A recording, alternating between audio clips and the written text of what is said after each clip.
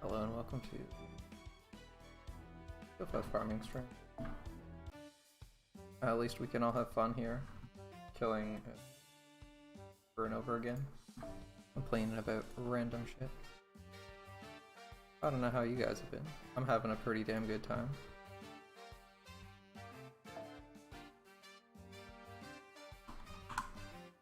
Making sure everything's set up on the stream ends. Alright, I think we're set.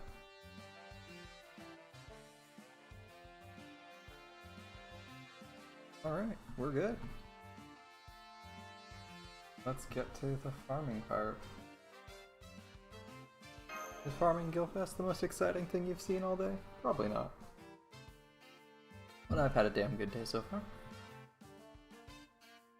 Caught up on a couple of shows I've been watching this season. Watched the latest episode of 3-0. That was a pretty good episode. We get to go visit Echidna again. She's pretty awesome. I can't believe it took me a minute to recall Echidna's name. Alright, yeah, we got to go visit Echidna. That was getting interesting. Like, we were having another mental collapse moment where we were, you know, our Natsuki was worried that he was just skipping out on timelines rather than reversing time whenever he died. So like in the timelines where he committed suicide, he would just have appeared to have killed himself, and they like traumatized everyone he cared about, you know, over like one random person dying because he wants to save everyone. I feel like that's a pretty rough time to have.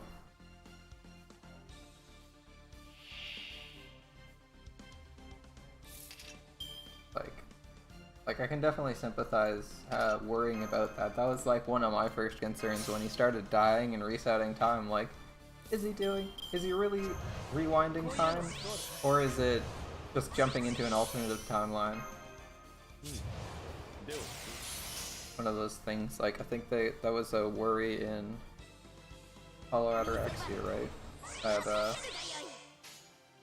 Hero's just like, yeah, I could stay inside, but what about like the future or alternatives? And he's, you know, we gotta break this. To my perspective, it feels like nothing's changing, but if these guys don't change anything, they could die, or they could stay out, and from their perspective, nothing ever changes.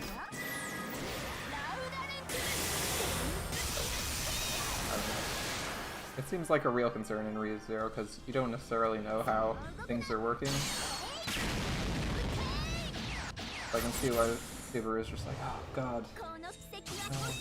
Yeah, I'd have a breakdown about that if it was like, you ever think about this and you're like, oh shit, I've actually died like 40 times in real life. That's crazy. Like, can you imagine just like hanging out with someone? Something kind of bad and mildly traumatic happens, but nothing like world ending, and they just instantly commit suicide right in front of you. Like, you'd be a little bit messed up, and you'd seriously be like, what the fuck?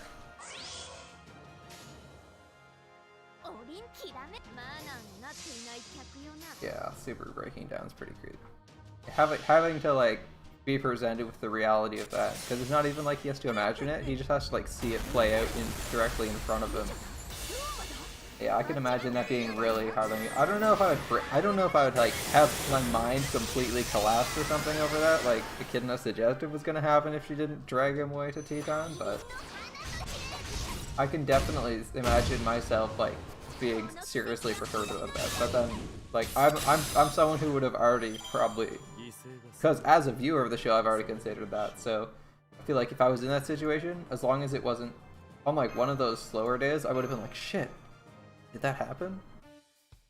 So, you know, maybe it wouldn't have, but like, I wouldn't have done a lot of the things Subaru does anyway, so, like, we're completely different people. So. That's how it is, right? I mean, I wanna say I would do all the things Subaru would do and better, but it's pretty hard to, I feel like it's really hard to be in his shoes most of the time. You're like, you could like confidently say, oh yeah, I'm like brave enough to do all that shit, or I'm willing to die 20 times to make sure some random motherfucker that I met yesterday doesn't die. Like, But man, like even if you want to be a hero, that's some hard shit to put yourself through. I guess it like, in the end, it doesn't realistically cost him anything other than his own frustrations. Like if he just memorizes the input and outputs of everyone when he says something for a route, then if he gives up, he can just do the one that looked to be the most okay.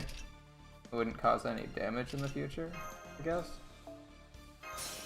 He doesn't seem to have done that yet. Like, we're 2 seasons in, we've had like 30 loops of this, especially in the second season, we have like 30 loops of this same event for Subaru, and he hasn't actually tried seeing if like people are deterministic or not, which I feel a little weird. Like, why would you not immediately try to figure out, hey, if I do the same thing 3 times, do I mean, he just always only kills it, but like one of the times when he was like, I just want to escape, like surely he could have tried doing the same thing he's done previously, which I was screwing up. Because like when he makes assumptions about when Subaru makes assumptions about what people do, he doesn't seem to take into effect that he's actually changing what he's doing. Thus, they should react differently to what he's doing. Like, one of the times, I know it happens one of the times he wakes up in the house, but it also happens like a couple times with Garfield where he's like, oh, Garfield wanted to do this last time. And it's like, you wanted to do that because it was like a week of continuous failures. And you're just like, oh, why don't you try this? Oh yeah, that was when he was like, I want to pass the challenge and get everyone out of there. Right? He's like, I mean, clearly he wanted me to do it the day before we all died last week, so he'll want me to do it immediately now. And it's like, no, you didn't think that through. You do the challenge when he offers it to you, or when it seems like he's thinking about it and might actually accept. You don't like immediately walk up to someone and be like, you could do that. It's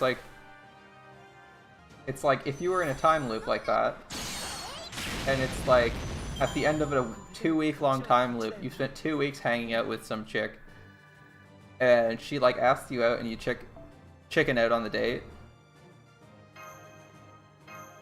And you're like, oh, well, obviously, and then you gotta kill yourself because of some other unrelated reason. You loop back to the start, and then you immediately ask that person out. It's like, and they've never met you before, they'd probably just like straight up say no. Like, he doesn't seem to have considered stuff like that, where like the people respond to stimulus and events, and he's just like, he sometimes forgets that people haven't gone through the loops he has. Although, to be fair, kind of like several of the people have gone through the loops with him. Like, it seems Rosewall has some knowledge of the loops. Whether or not he knows the contents of any of them is unknown, but he might know something about them. He might have an idea of some of the events, or have an idea that like, oh, if I try this, it's probably gonna fail. If I've tried this in the past, you know, the book maybe the book tells him what has gone wrong previously. Like, we don't know the exact contents of it. So it might just change. And he might have seen like with a previous loop or something, so he knows not to try that. So like a few of the people he interacts with might be impacted beyond the scope of that loop as well. It's quite an interesting concern, but I definitely haven't seen Subaru act like he's thinking about the fact that people aren't in the loop, other than the fact that he's traumatized by the fact that people don't know that he's time looping. And he can't tell them. Which admittedly is pretty rough. Like, you're on like this super harrowing journey, and you can't tell freaking any about it, or they instantly die. Gotta sympathize a little bit with him, right? Poor turn. Not a great loop. We probably should have done a little bit. We probably could have done a little more farming on the last set, but I was just like, I'm like just trying to set a schedule and stick to it rather than just like farming my brains out, wanting to quit the game and doing it for a while. I'm not I'm not as into farming as like Toho. People like Toho, where they're just like, oh, I want to farm all day. I actually don't like farming in this game too much. It's a thing. I really like the story and I like the challenge quest, but the farming is just not my style. Like, I occasionally want to farm and want to do something mindless, But I'm not sure this is the kind of mindless farming I'm into. It's just not quite there yet. Oh, we forgot that buff. That's why it wasn't a kill. Whatever. We would have had a 4-turn anyway, so I'm not too concerned about that. Like, even if we kind of wasted a bit of time, we would have had to spend a turn getting our spending our arts cards on the Musashi anyway. It is Musashi, right? Yeah, it's Musashi. Yeah, we would have done an Earth combo on the Musashi to get NP anyway. This might have even saved us time because we didn't have to use all of the buffs from Liquor. I don't know if we would have had enough from Overkill, from not overkilling. There. Oh, we got a rainbow. What do we get this time? BKT? Do we want to like push to a bunch of 4-5 turns for the sake of more tickets? Or do we want to keep going with like one MLB and... Oh. I'm gonna swap to the less tickets. See how we do. Or I'm gonna swap to more tickets. See how we do. Like we need we have much stricter restrictions on what we can actually do here. We need, like, if we don't get 3 turns, it might be a 5-turn instead. Event ticket, CKT, and we're just doing it for literally 1 more ticket per truth set. We only have 2 of these, so it's gonna be... Oh, we have 3 of them. We're gonna need like 3 more drops in order to do anything. Alright. So with this build specifically, we have to like do all the waiver buffs turn 1 in order to get Paracelsus's thing going. Which means, in this case, it's possible if we 4-turn, we don't kill them with the we don't kill them with the NP because we'll be missing both of the waiver buffs, which means it's going to take longer to kill things. Unfortunate, but that's part of life. And we did, so this means we're probably not 3-turning either. Alright. That's fine. It also means like we have to deal with Paracelsus being in our lines, and he does basically no damage.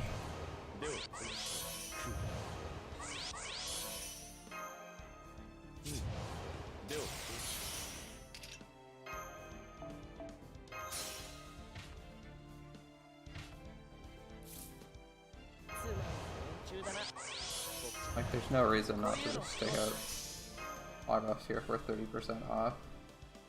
Is there? No, there's no reason not to. We don't care about the crit buff too much anyway. Okay, we got nothing interesting here. I don't know why we went for an arts combo. We could have done like arts. I think that was Parasol. Yeah. Yeah, 3-0. Interesting thing. That was just that first part of the episode. You could spend 15 minutes thinking about it because Subaru's not actually thought about that too hard, I don't think. Getting presented with the reality that, like, the possibility that he could have been just killing himself in other timelines probably hits really freaking hard. Especially because he seems to be able to mentally recover from a lot of things really easily, but other things seem to like completely snap him when you think he would be numb to them by now. Like, I don't expect him to be numb to the pain of dying, but if it's not a new trauma, I feel like he should be like kind of like, oh yeah, fucking Christ, again. After like 2 seconds. Like, after Rem killed you like 10 times, like, if you're the kind of person to forgive her, you probably stop caring once she stops killing you, right? But, I don't know. See, this is a concern. Our waiver buffs are gonna fall off in a second.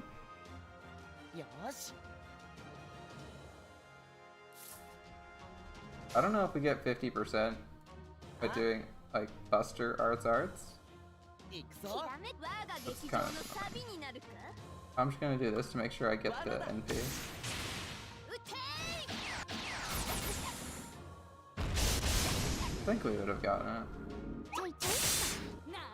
If we didn't, the fact that they just attacked us twice with a decent number of attacks would have guaranteed it. Now we're down both wave ups. I don't know if we kill Osaka here. I mean, we're gonna Brave Chain to make sure we kill the one that gets invuln, but if we can actually 4-turn. We can still 4-turn then, we haven't really lost anything. Because this was our worst case scenario, we didn't get any Nero cards. Other than the one Buster card until turn 3. Looks like Osaka missed. Just barely did. Okay, it looks like we still get a kill. By a decent margin at that. Alright. I'm okay with that. Good job, Nero. Now we're getting +7.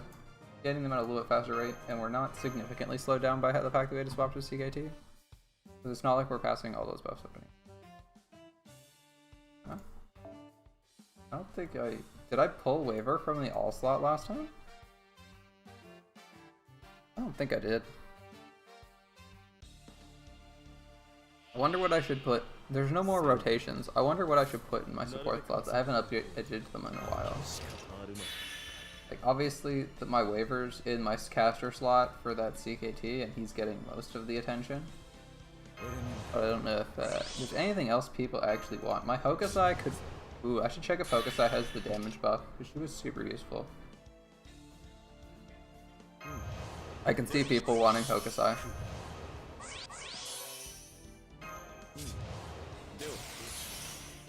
Actually, the thing I see most is probably people wanting Hokusai. Oh shit, I almost screwed up the run there. Yeah, they probably want Hokusai because MHX, it was pretty freaking hard. Like, in my head, people probably already... See, this is where we get screwed up the one. We have to do this, and we only have 30%. We don't need to do this. Like, we have the Arts here.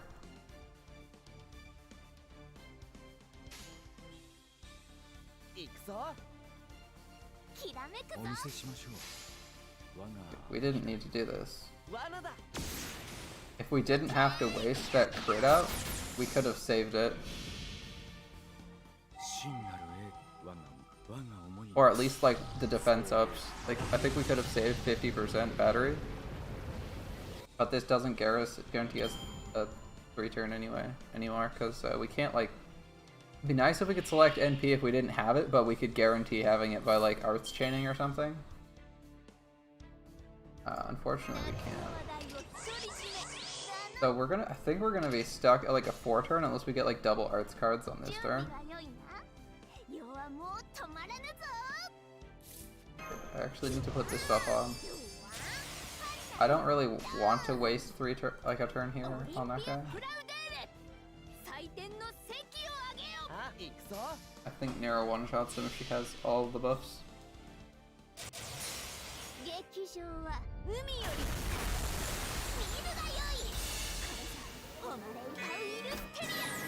Let's just see if it was fun. I don't know if there's too much to unpack about that. Like, Midna offers a questionable deal.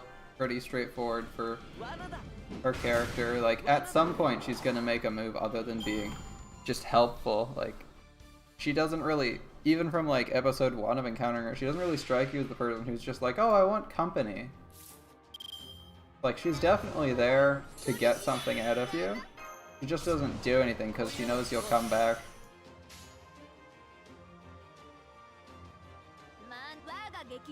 Which, to be fair, like, Subaru did come back several times. And he's basically in a scenario where he has to come back, at the very least, when he's doing the trials. Which their other participant, what's-her-face, clearly can't do. Like, I'm curious if you have to do the trials, once you do the trials, you have to do them on every timeline, because it seems like it's saved once one of them was completed.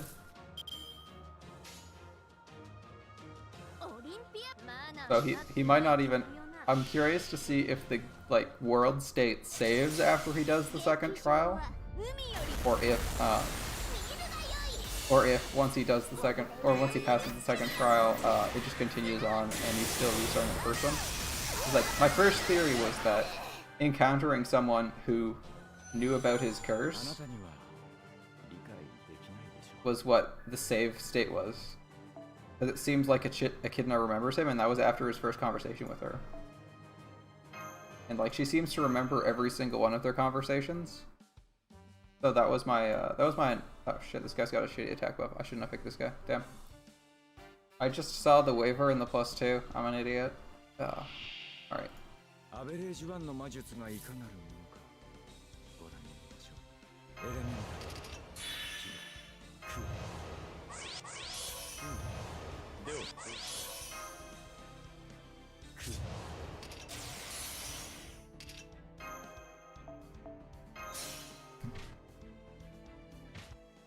Yeah, what would Subaru do next?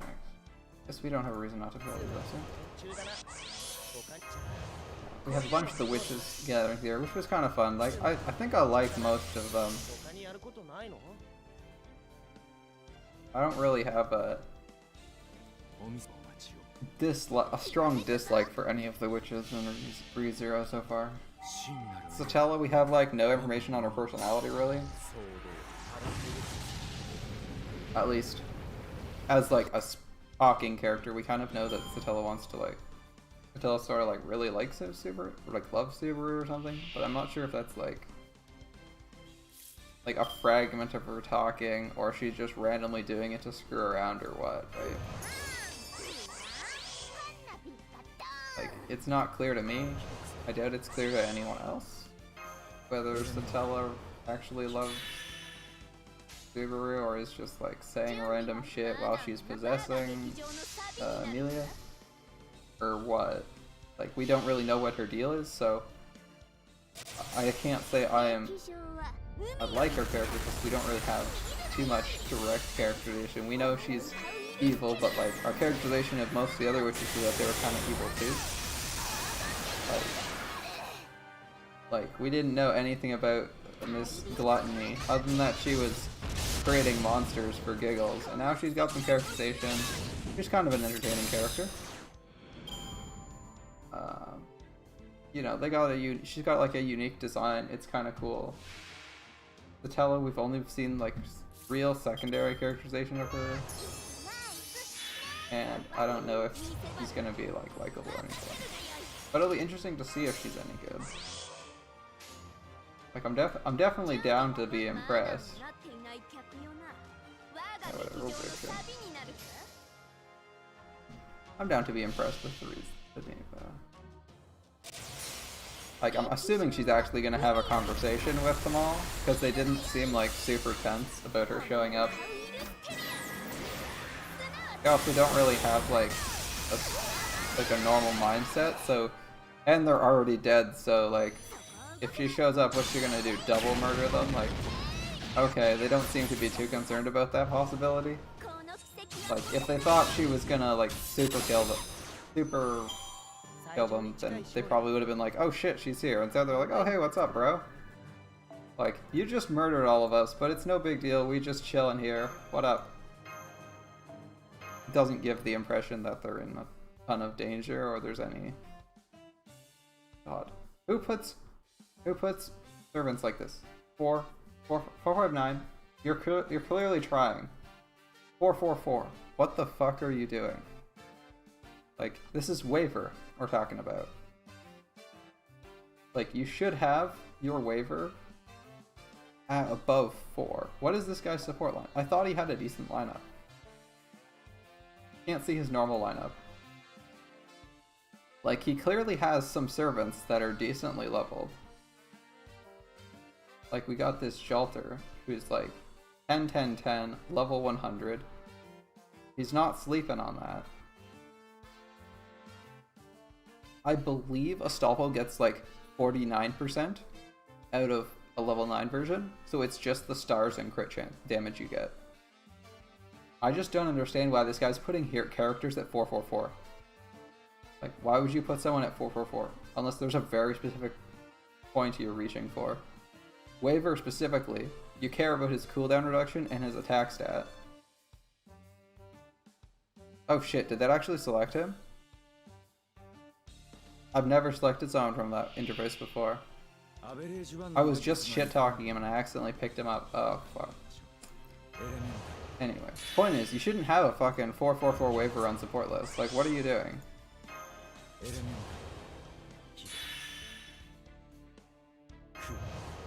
Like, especially if you have the resources to put someone to level 100. You definitely have the resources to put a waiver to 666.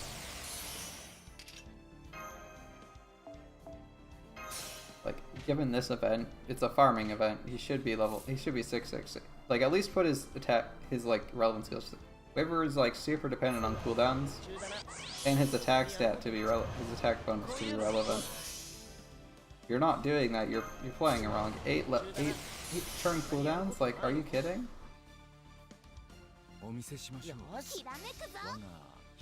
I don't know what this guy's thinking. Like, it's one thing to, like, accidentally do something, it's entirely another to be like, yeah, this 4-4 waiver I've put specifically on my event lineup. Like, it just makes hitting damage thresholds harder when you're farming. Really wish people wouldn't do that. Because, like, now my possibility of killing this Guardian is significantly lower, my possibility of getting overkill is lower. So I have a harder time killing this asshole. Like, I have a few characters that are not super high leveled in certain skills, or just not super high skilled in general, but they're still, like, the best I can put up, period.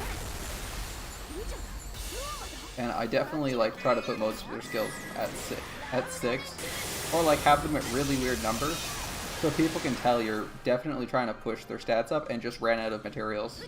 Like my Archer. I have my best Archer there. It's Archeria. She's like 925 because I'm out of Dragon Fangs. And like the middle skill nobody cares about on Archeria. I mean, I'm gonna level it up in a minute. I'm leveling it up a bit anyway. But I can see why people wouldn't touch it. Like, I've seen several 10-1-10 Archerias, so I don't feel like that's too unusual. The other servant I feel like having like one in a skill of that you don't really care about is Hijikata.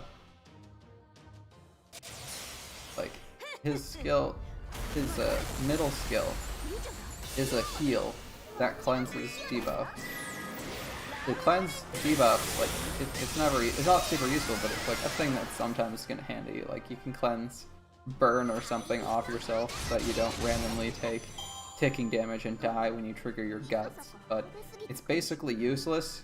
Like, you're never gonna trigger it more than once. Hijikata's a glass cannon with no durability whatsoever. He dies in 1 or 2 hits all the freaking time. He's basically stable to a gut CE, so why would you ever level up this skill? Like, it serves almost no purpose to do so.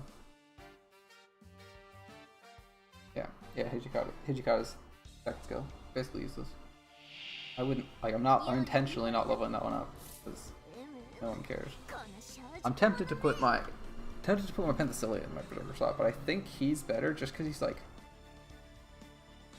he definitely looks a little more flashier than, like, a level 80 with, like, 898 skills. It's like, you put some points in, but you're not super committed at 898.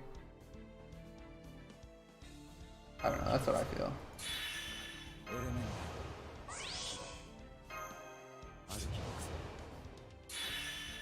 Kind of wish I had someone who can push, but that doesn't seem to be the case.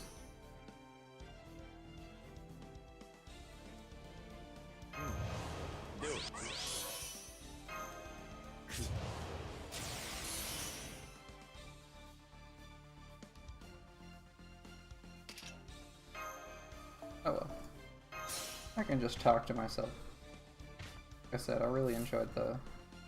Damn, it's getting cold. It's getting freaking hot in here. I might actually have to turn my AC on again. Isn't that gonna be a weird feeling? Like, most of the way through September, I have had my AC off for like 3 weeks, and I might actually turn it back on again. after like several days where I put the duvet back on my bed because it was so cold in the mornings and in the evenings that it was like you couldn't just get away with just sheets. I almost used Hero's buffs for some reason there. Not the brightest plan. I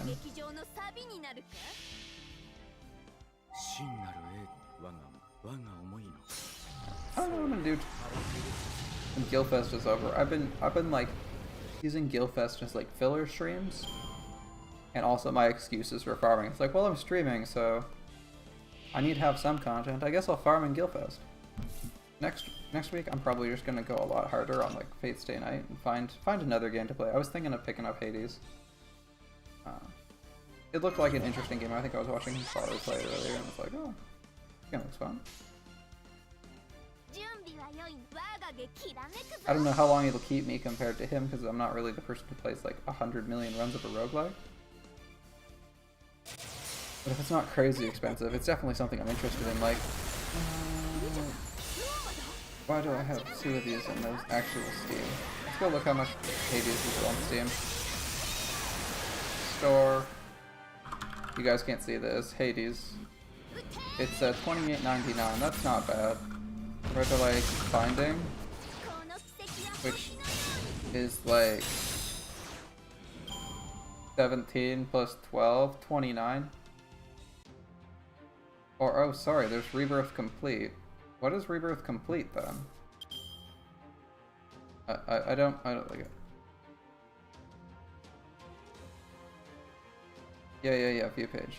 Careful. Oh, there's Afterbirth Plus you also have to buy. Yeah, Binding of Isaac is fucking $40. Like, I know it's a good game. And I've played it. Like, I played it when I was hanging out with my brother. I just, like, installed it on my machine. He just logged onto my machine and installed it for a while. I mean, it's a good game.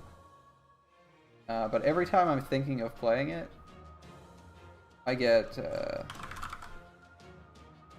every time I think of playing Binding of Isaac, it's not on sale, so I don't buy it. It's one of those games, right, where you're like, oh yeah, I could play this, and then it's not on sale. I wonder if there's anything interesting on Humble Bundle. I'd play random games. Might pop up. I don't know. I feel like if it's in like Humble Bundle or something, there might be like a small surge of popularity. If it's a game that could be like popular. None of these are super interesting. But Tropico? I mean, Tropico's a fun series. I played a bunch of Tropico, but I don't feel like that's a great game for streaming or something I'd want to do long term. Yeah, we're not gonna go that way. We're just gonna go. Hello. Yeah, we're not gonna go for that. We're gonna go for this.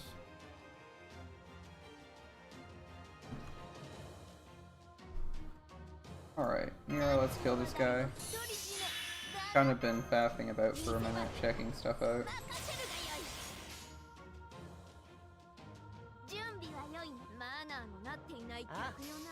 I wonder if there's something I should be doing.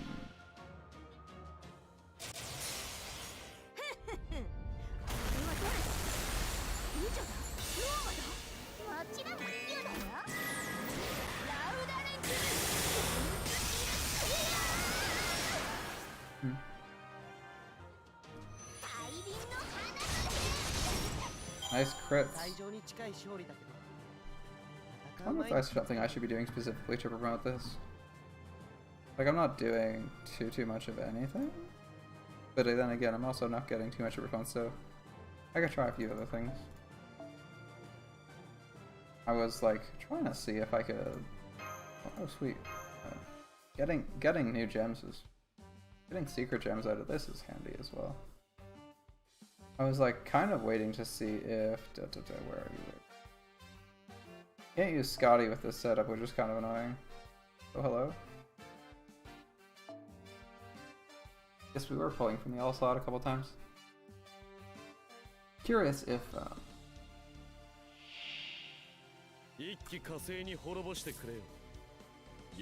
wonder when the next event is.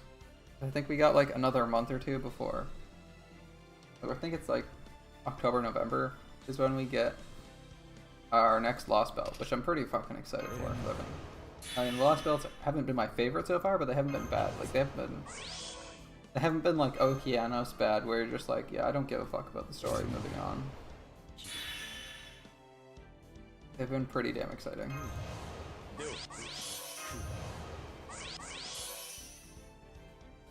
Wonder. I mean, we're just trying stuff out, so there's no harm in giving this a shot, see what happens.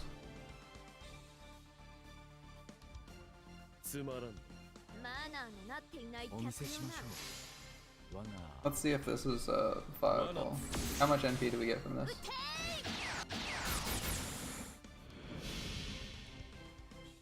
Went from 20 to 70? Yeah.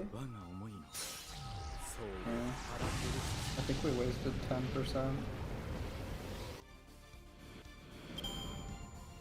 Now we have like a really awkward number too. Oh, this wasn't a better solution. The only way it helped us is that we could throw out parasites, which hasn't been a huge problem recently.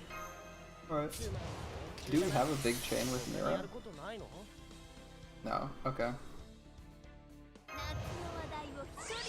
And we definitely have to use this.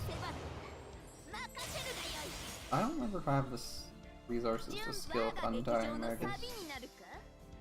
I cashed in all my gold bars, like I had like 100 and something of them. Cashed them all in for QPs, so we got a chunk of QP out of that, but other than that, I've been hemorrhaging a bunch of QP, putting skills to 10. I got like Okita 9 and 10 on one of her skills.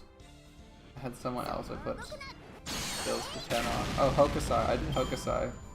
He was at like 10-8, 10-8-6 I think. And I did like 10-10-10.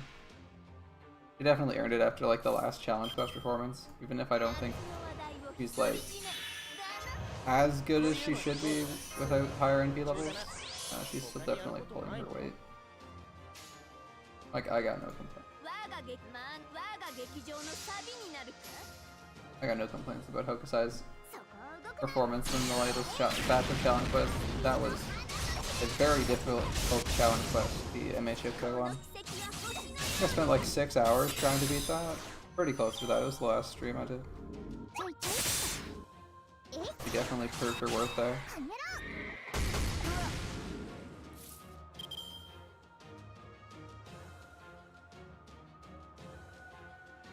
Like, who else? Who else could we have filling out for a while? I guess we just do this killing. Who else has really pulled their weight recently? George did a good job. I mean, but I don't really want to put his first skill to 10. On performance, I don't remember how much damage we can give it, but it's not the best. Who else could I put to 10? I mean, I just want to continue focusing on Nero, get her to 10-10-10.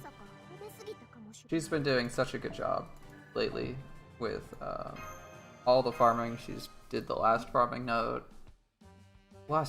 and this farming node super well. Being a servant with a 50% battery is just amazing. Oh my god, all these Scotties, get out of here. Ugh, yeah, I'd rather use someone like that. I don't care about friend points, got enough of them. Friggin' useless Scotties.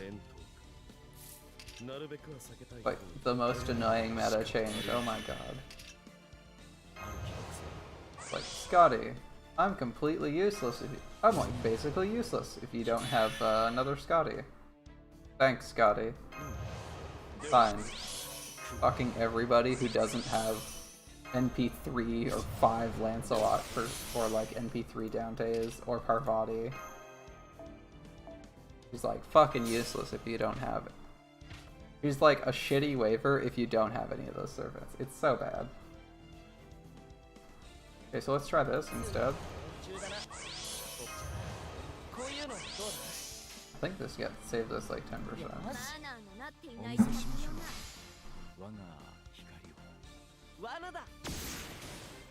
We have technically 10% higher charge than we did.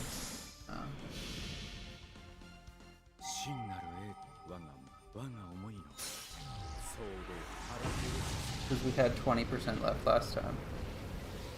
This time we have 30%. So it's better to just do the double damage. Alright. Yeah, Scotty. Anyone who doesn't have Scotty is like intensely irritated with how useless she is. Like every time Scotty shows up, it's just like, "Hi, I'm Scotty. What are you?" I'm just a mediocre version of Waver who generates less charge. And basically just does a lot less for you. I can't stall as hard. You're like, why do you exist? You're useless. Why, I don't think Scotty deserves to be in like the big four, because, well, I don't know if Tomo does either, but both Scotty and Tomo, both very questionable choices in terms of power level. Like, I can't think of a team that wouldn't be like super happy with Waver. He gets to your damage, he makes you die less. I mean, even if you don't like his defensive skill, it's still 10% charge to your whole team. It works with K-Scope. You don't need a Super Scope. Like, he turns regular K-Scopes on, which is amazing. Does Scotty do that? No. Scotty has, like, absurdly high requirements to be relevant. And then requires, like, specific nodes on top of that. And if, like, anything else happens, it doesn't work. It's, like, super weird why people are... But I've found the same thing with Tomomo. I've even tried using Tomomo in arts teams. And it's so weird to have Tomomo in an arts team and be like, is Waver just better in this arts team as well? Or not Waver, he's like, Merlin just better in an arts team? Like, Merlin's the premier buff. Merlin's a premier support for busters. He's not supposed to be, like, way better for art support. But, like, every time I use an art support, I just turn around and say, you know, where the heck's the Merlin? He does so much more. Like, Tomo's NP does a little bit of healing, and it gives some cooldown reduction. But you need, like, really weird scenarios where every single person's getting benefit out of the cooldown reduction, or it's, like, not worth it, because you're not charging your NPs faster. Or you need a Waver, and then you don't have a DPS because you have Waver Tomo, someone else, or... Like, you need someone to be generating a ton of value out of their abilities. And not be needing damage reduction. Like, fucking everybody needs damage reduction in a quest. Or needs battery in a quest. Like you need that, you need, like, a super... Much like Scotty, you need, like, an absurdly specific composition for Tomo to be a good choice. If you have anything less than that, she's, like, very mediocre. Like, her composition is obviously the, super stall-oriented team. And I don't hate that comp, but if you don't have it and you aren't planning on using it, Tomo just doesn't generate I don't feel Tomo generates a ton of value for me. Like, every time I pick her, I'm like, I wish it was a second Waver, or I wish it was a Merlin. Like, obviously this is a Buster team, but, like, arts teams still don't really care for her that much, other than, like, that we need to stall comp. Which I don't have half the components for, so it's not even relevant to me. Wait, I don't have Edison, I don't have Jean, I have Mash. Like, everyone has Mash. Oh yeah, I put one of Mash's skills at 10, so two of her skills got 10. That was expensive. But she's cheaper than other servants, weirdly enough. Anyway. Yeah, very disappointing. Yeah, having all these Scotties shitting up my friends list is super irritating. Like, the definition of toxic meta. Put in a servant who's completely useless if you don't already have that servant. I wish they would do something about that. Just like completely redesign this character so that she's not trash for everybody else. Like, honestly, I mean, they got Castoria now for arts. So I'm curious. Oh yeah, yeah. I guess there's like a support for him, but like Merlin seems way more generous than Scotty. Scotty just disappoints me every time I see her in someone's friend list. It's like, this guy used to have a Merlin, or this guy used to have a Waver, or this guy used to have an Ilia, or this guy used to have Sansan. And it's like, oh, he's got Scotty. Basically a wasted friend slot. I'm tempted to like purge half my freaking friends list of people simply because they have Scotty, and she's like a completely dead choice for me 90% of the time. The only reason I haven't so far is because I have like the what ifs. Like, what if I get, you know, what if I randomly get Scotty in the GSSR and put her to 10-10-10? Then suddenly I need like half a team, then I need like half my friends to have Scotty. Yeah, not a good excuse, right? The what ifs are the worst reason to keep people with dead weight on, people who are basically dead weight in the caster slot on your list. Maybe I'll do a stream where I just start ripping people out of my friends list who are basically useless, Scotty, useless, because I'm gonna be honest, I don't want Scotty on my friends list. He's dead weight. Like, right now, I want people who have unique or specific servants I don't have, because I'm not like a Mega Whale, and I haven't been playing the game too long, so I'm missing a ton of servants. And I want people with useful supports, specifically like Waver Merlin.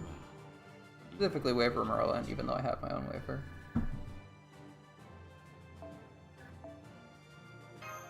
Like, if like the only value you bring to my friends list, like, because these are people I don't know, right? Like, if I know someone, you know, I'm not gonna kick them off because they aren't giving me the optimal fucking servants, but you're giving me mediocre. If you're basically just taking up space on my friends list, and like if you're a Scotty player, I know you're basically taking up space on my friends list because you're never gonna use any of my servants because you're just gonna use Scotty every single fight, right?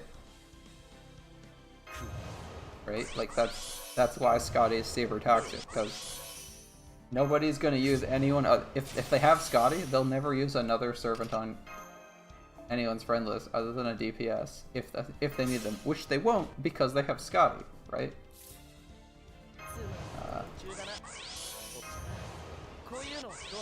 I might actually just start deleting people off my friends list who are Scotty users because they're wasting space on my friends list.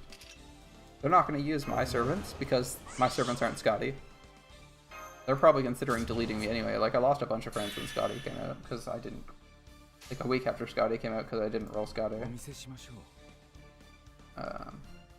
mean, I could have predicted that. It wasn't like a huge deal.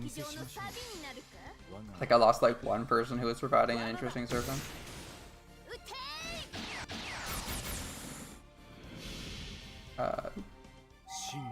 I guess I wasted some buffs. Damn. That was dumb. Should have looked at the cards ahead. Too busy ranting about how bad Scotty is for everyone who doesn't have a Scotty. Yeah.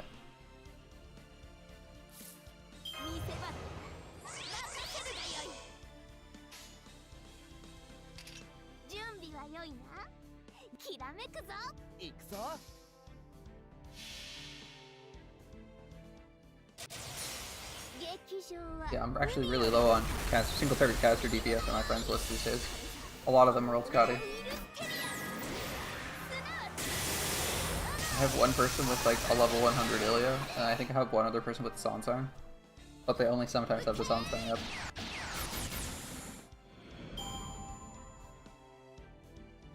Oh, this one's my fault. We could have 3-turned this, but I think it's my fault. Let's see, if we'd had 30%, we would have made it, yeah. That's my fault.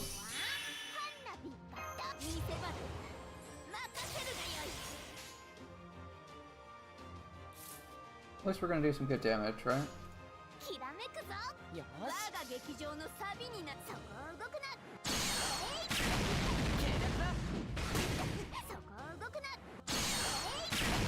That's okay.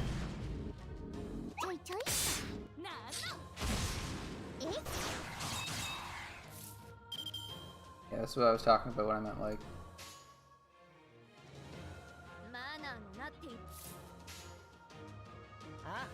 Not returning everything. Not doing 4 turns. But this one was my fault, not the game's fault.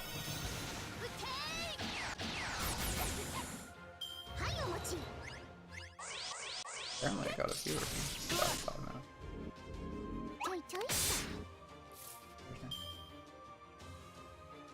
I assume it's a bot. Looks like it was a bot.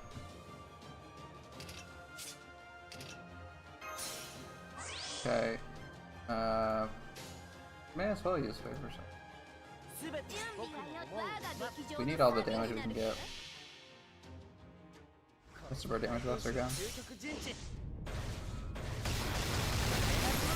As long as the debuff lands. Man, I was like...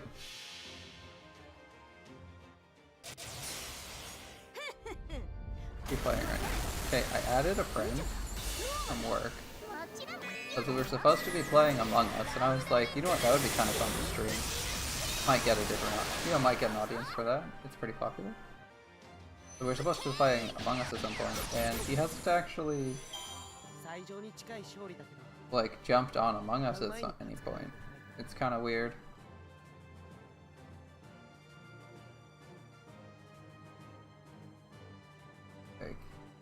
In fact, he hasn't jumped on most games at some point. Maybe he has games logging turned off on Discord.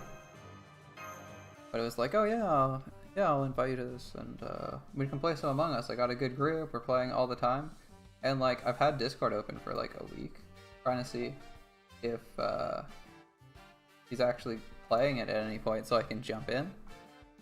And he hasn't actually played Among Us at any point. Like, with more than one person at least. Like, I've seen him in the chat. He's never had like more than one person. Like, assume he's duo queuing in League or something. I might ask him at work on Monday. I have no freaking clue what he's doing. It's like, oh, are we playing games or not?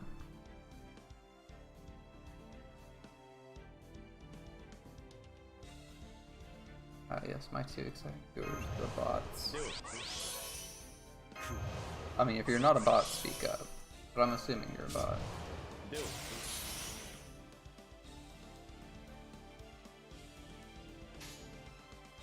I feel like if you're the kind of person who like joins a stream with like 2 people in it, then you probably are expecting to be heard.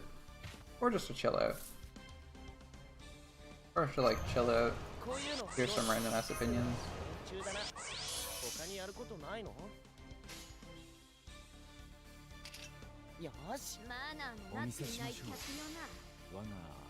So we're not missing our 3 turn this time. We're not screwing up because we weren't paying attention. Ah, that was funny. What we got? I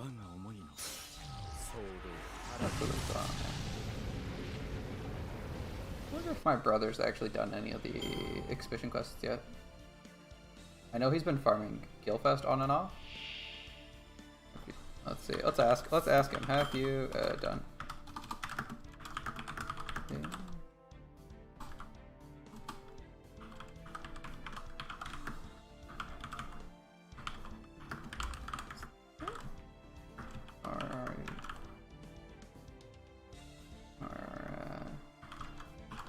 Let's see. RR challenge quests.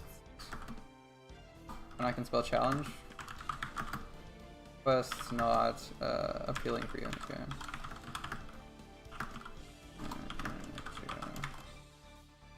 We'll see what he says. He just resumed playing a while ago, so maybe he's like, oh, I can't do it. I feel like it's just exciting trying to see if you can do like the challenge quests. You don't necessarily have to actually be able to do them. But like, trying them a few times is fine. If they're only like 1 AP. A few of them got some interesting gimmicks. I think a few of them are also soloable if you just like pull someone up on support. Like I think the Izo one is soloable with like a Atomic Caster, right? Like he's got one of those, right? Yeah.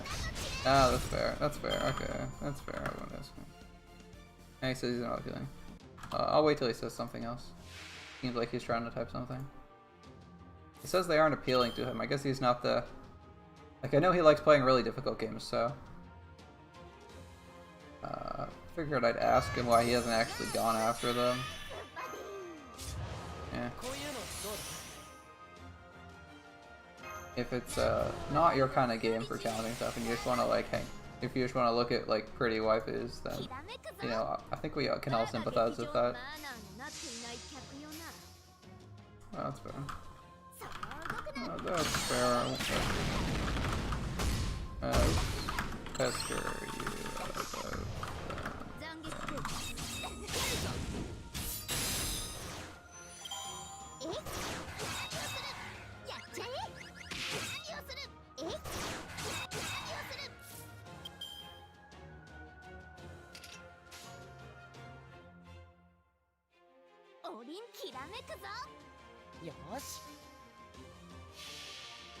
Ah, I see.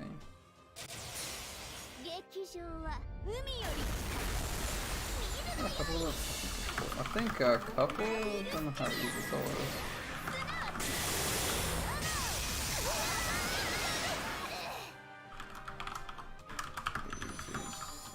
Solos, if you just want the rewards.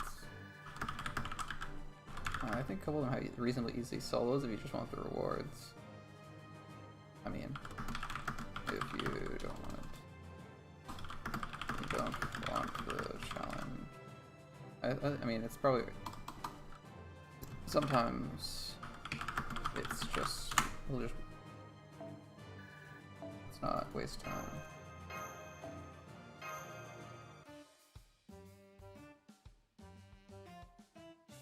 I should not risk that. The scroll wheel is notoriously volatile on this platform. It's actually kind of weird. Like if you're using a scroll wheel, sometimes it randomly clicks in Grand Order.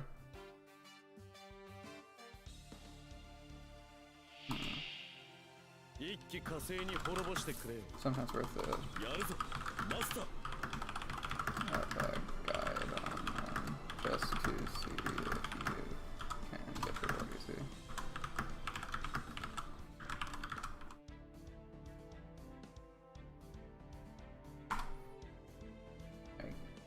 I think that's fair. If you're not like big into challenging yourself in this game and kind of just want to like have fun, play with your favorite waifu or whatever, or maybe you just like farming. You know, there's people who like that. Then if you don't want to do that, like I can't like shit talk you if you're like, oh, I don't really like these. He doesn't seem like the person who wants it in this game. Always like here and there with him. Some games he's like all about doing just because they're ultra hard, and other games he's like not interested in the challenge. And he just wants to like sit down and enjoy it. I'm not really that kind of person, but you know, I gotta sympathize with people who are like that.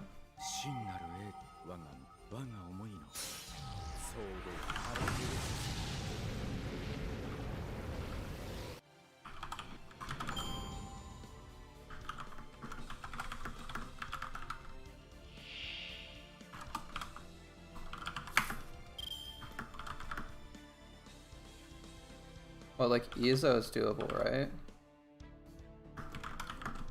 Solo if you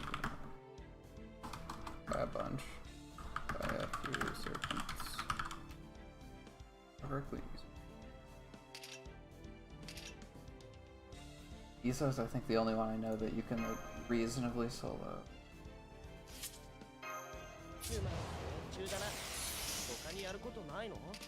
I mean, like in the future, it's probably relevant. There's like not a. It's just. I mean, it's just a few tickets this time. It's just a few tickets and a few mats this time. So not not super important. And sometimes it's crit lures, so you really want them.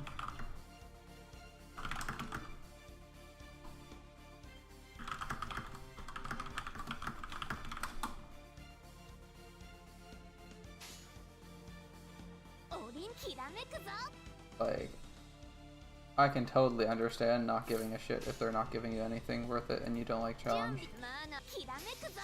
Yeah, sometimes it's lures, which you really want to get if you can. I wonder what his support list looked like, actually. I have a couple. I have, I think friend spot open.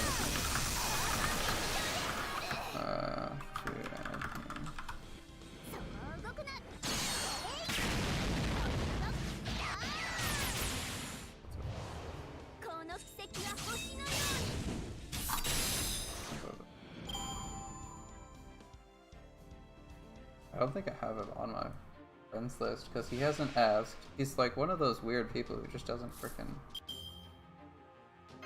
like actively look out to socialize or actively like, look for games or like to do shit with people, but he sometimes down for it. I don't. I mean, my first thought would be like maybe he's just doing it because he feels like that's what I want, but I haven't really gotten that impression. Seems like it's things he's always wanted. He wants to do, he just doesn't ask people. I feel like I know a lot of people who've done that, who are like totally down for doing stuff, but you have to like ask them. And you kind of just gotta decide for yourself whether it's them doing something because, agreeing to do something because they think you want to do it, or if they're agreeing to do something because they want to do it but they're not the kind of person to ask. Like, he occasionally sends me stuff, so, or asks me stuff, so I think he's, like, kind of interested in whatever. Or, like, if he strikes up, like, we're interested in the same thing, so if I strike up a conversation, he usually has something to talk about. Or he'll, like, message me about something he's interested in that's, like, tangentially related, so I don't think he's, like, entirely uninterested in doing stuff. In, like, discussing the game or doing whatever.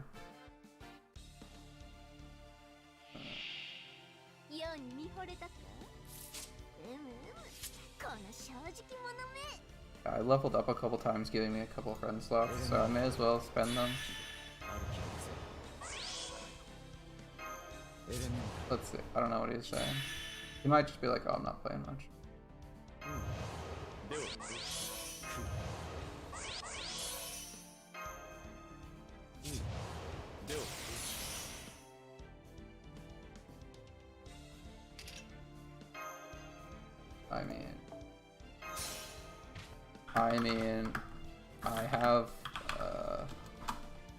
I have several.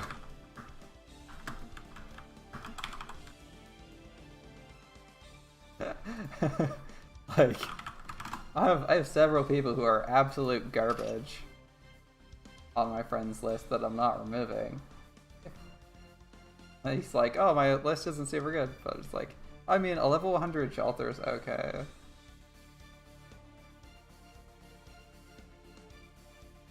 One moment. I guess I'll have to flash my friend code for 5 minutes.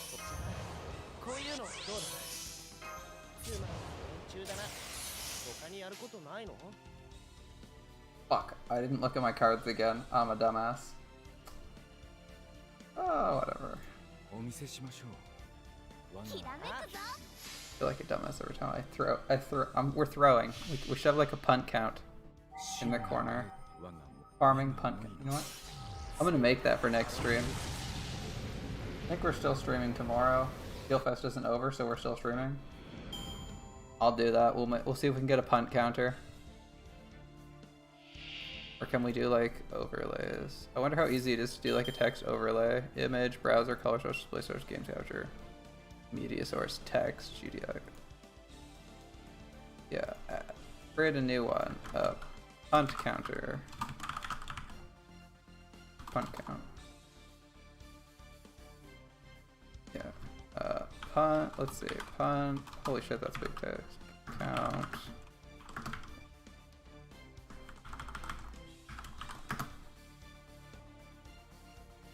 Let's see.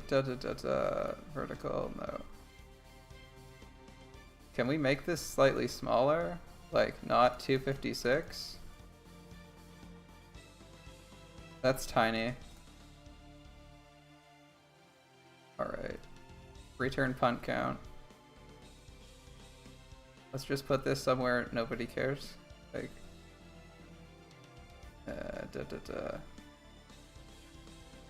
Here. That's over top of text. We're gonna put it right down here right now. Kind of want to change the color of that. Can I get like color on this? Let's see. The font choices are pretty restricted. Writing system, any. That's fine. Strikeout, underline. Yeah, that's fine. Looks like we can't do colors on this. Oh, set color. If I set color, no, it's just for this. Filters.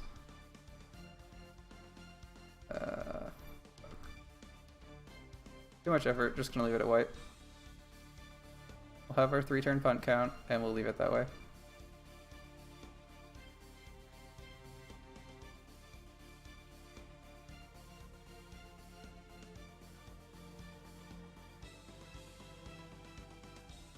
And we'll just up that every time we screw up.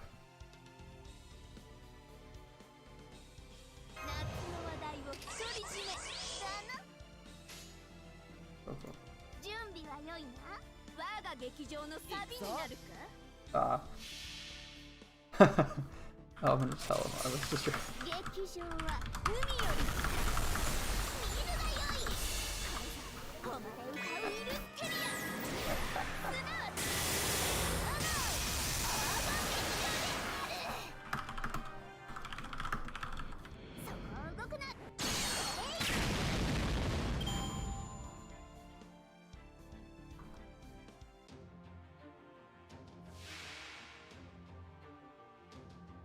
Yeah, we don't care about it.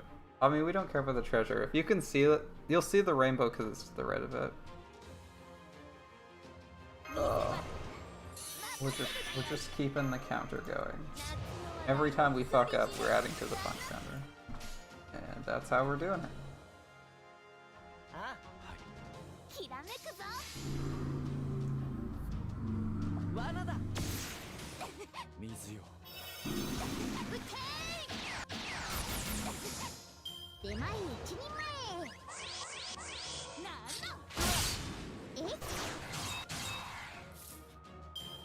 Good.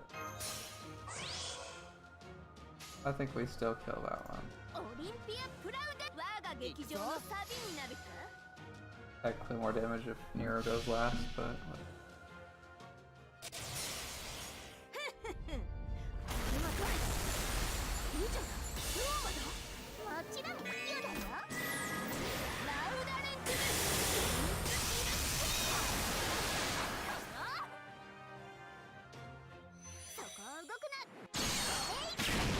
River can do 6k, right? Yeah, there we go, 10k. There's a lot of text on this screen all the time. Makes it awkward to figure out where to put this. Yeah, we actually have to go add someone real quick.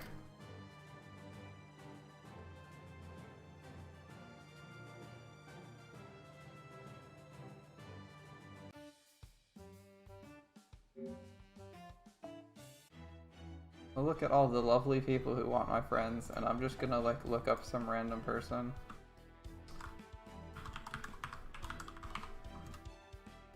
Cool.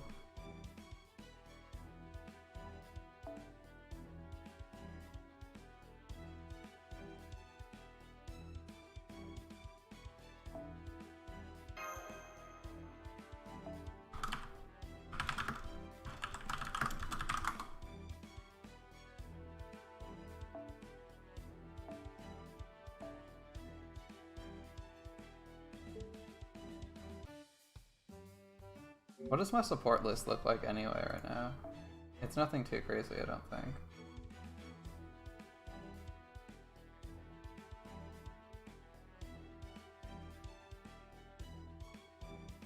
Yeah, my event support's pretty mediocre.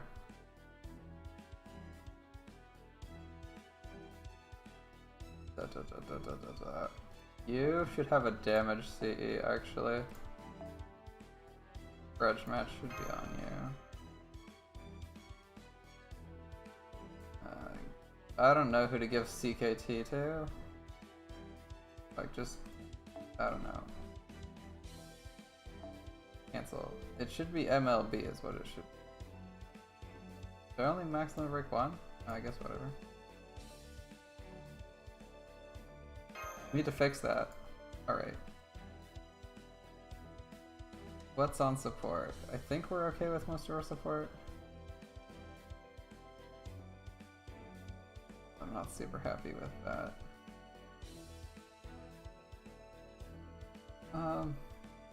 I do have another 50%, so I can give Semiramis.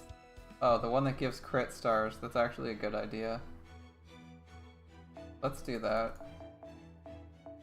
The one that gives C stars, so she's less screwed from her own freaking third ability. Like, holy shit, is that ability annoying?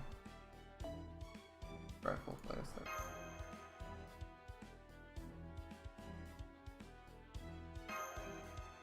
Yeah, it's not amazing, but it's something.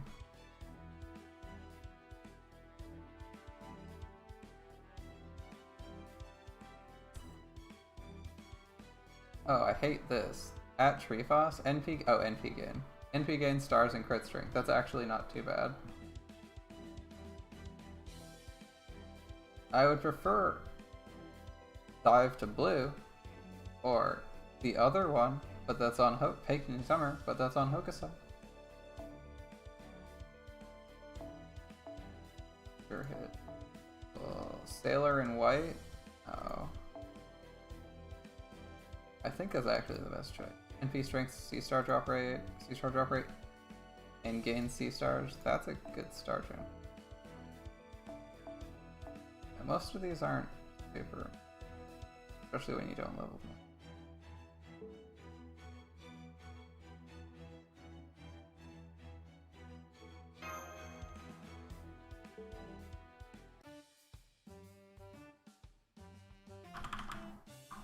Yeah, I was just doing... Yeah, he said he's updating his friend support roster. I was doing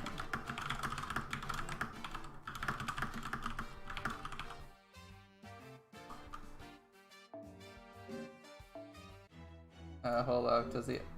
Let's see, Marge? It was like Marge, right? Let's see, friends and following. Okay, oh, there he is. He's on the friends list. I saw that for a second. But the memes, protection from... He says... He's putting... I could have sworn I saw him here. Here he is. He said he is tempted to put the Shroud of Magdalene on Astolfo because it would be funny. It would be funny.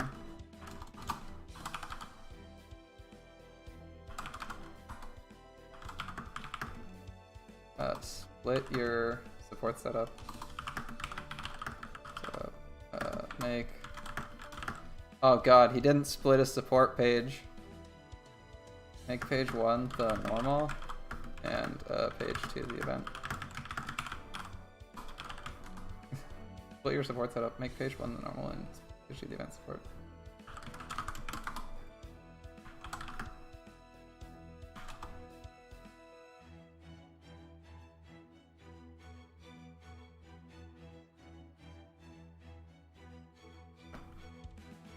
Yeah, it's the thing you can do now.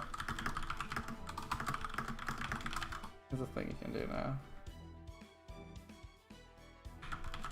It's so that, Nora. Yeah. Yeah. He hasn't played in a long time, so he doesn't actually... Yeah. Okay, he hasn't played in, he played, like, the first year the game was going on, so he's missing out on like a lot of recent changes. Yeah.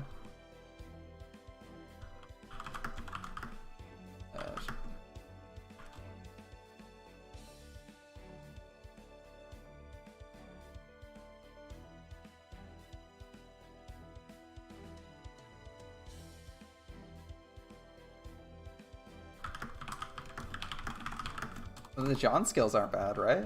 Yeah, try to put something that I don't know. Leaving empty. Yeah, leaving empty slots. Slots feels weird.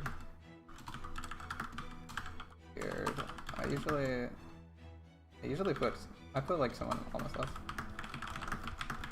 Nice slots.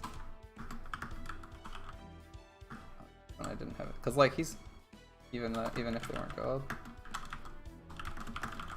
Have forceless 5 stars.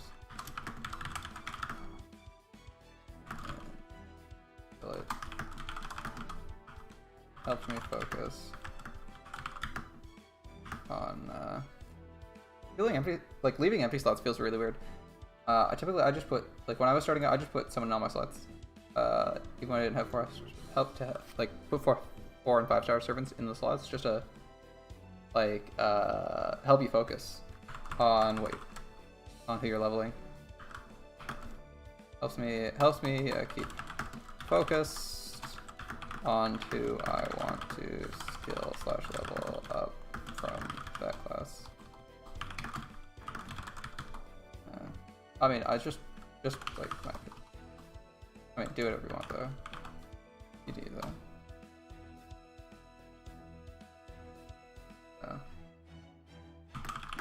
If you don't know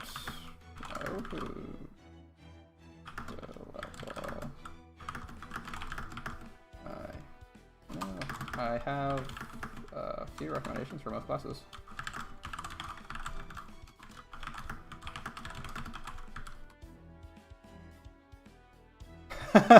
He says his saber slot will remain empty until he gets Nero.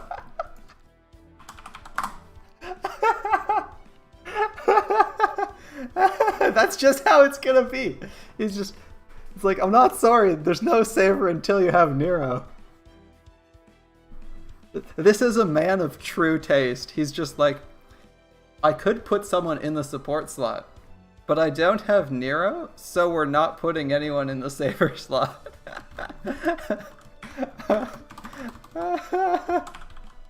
Oh, so funny. Oh my god. Who does that? They're just like, yeah, I could be useful, but on the other hand, they need to know about the empty hole in my heart that's precisely Nero shaped.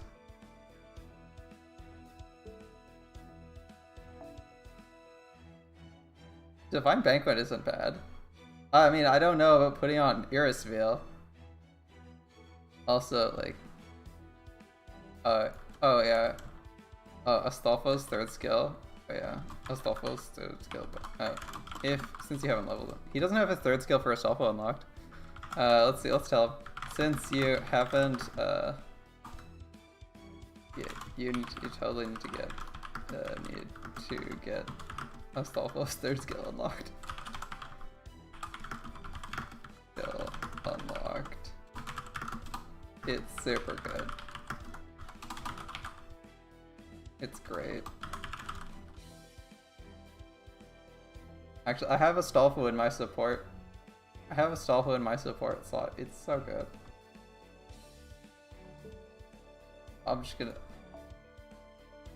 I'm totally stalking your support. I'm totally stalking his support list.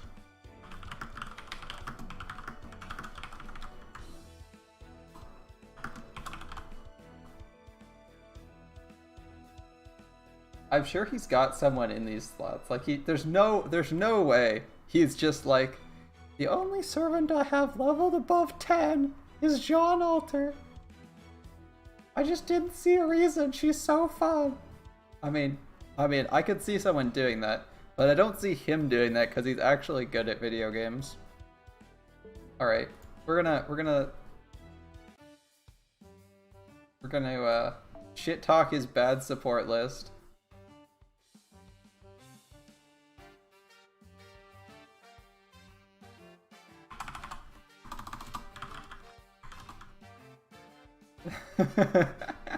Oh yeah, that's a fan. Oh, I feel you. That's a fan. That's a fan.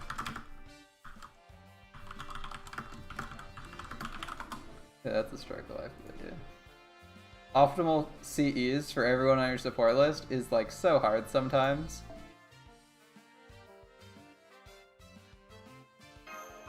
Like, I have 3 servants who want the arts 50% battery CEs.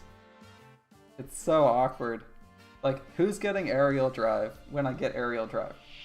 I think it's gonna... It might be Semiramis. It also might be Nero, because Nero's fucking amazing. I think it's gonna be Nero. I don't know what Semiramis is gonna use. She needs something, though. Yeah, I think Nero gets aerial drive, level 1, like aerial drive, which I'm gonna try and push to level 100, and then that frees up that one, which I can give not to Hokusai, but to Archeria. Yeah, like, yeah, putting your CEs, putting all your best CEs on people in a team can be like a little bit difficult. It's super hard to do it when you're like, shit, I have to make a team of 10, I have to make a team of like 9 servants. Are you kidding?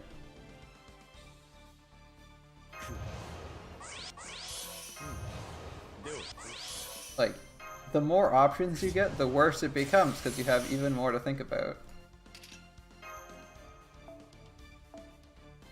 It's like not like you can put what you normally put on them, because it's probably taken by someone else.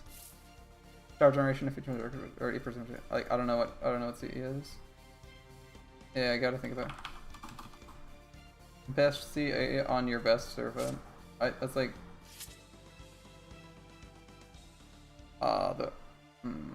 yeah, I typically go for, yeah, what kind of damage?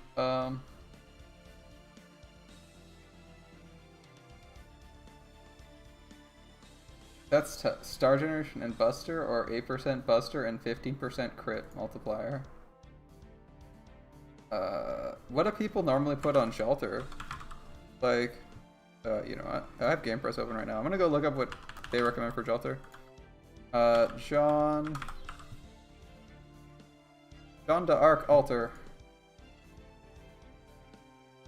What does Game Press recommend for CEs? Victor of the Moon, HNS, Sumo, Partake with the King. Let's see.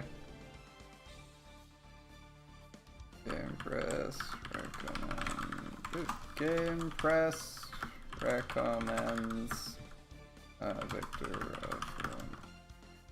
of any of the above is fine. Buster attack, yeah, any of the above is fine. Stargen, I don't think Stargen's super important. I don't think Star Gen per turn is super important. I don't think Stargen is super important for her. I don't think Stargen, like, on her CEs. On her CEs, like, other people can provide stars. Like, other people can provide a dedicated sergeant. I don't think sergeant's super important to use, like other, but if it's, I think sergeant's super, like other people can provide sergeant. Let's see. First set of recommendations for Jean Alter. Probably Victor of the Moon. For Shelter are Victor of the Moon, Holy Night Supper, also known as Drunk Shelter, Sumo, Partake with the King, which I don't know if anyone freaking has. Limited 0 over, and Verdant Sound of Destruction. Isn't Verdant Sound of Destruction a 4-star? Yeah.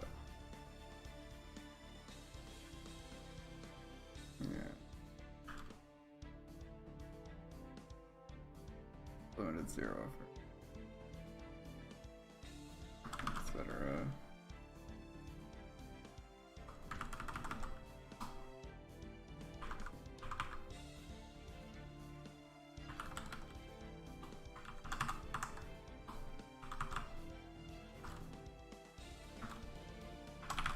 Yeah, along the lines of like Sumo, Drunk Jolter, Victor of the Moon, Aerial Drive probably works.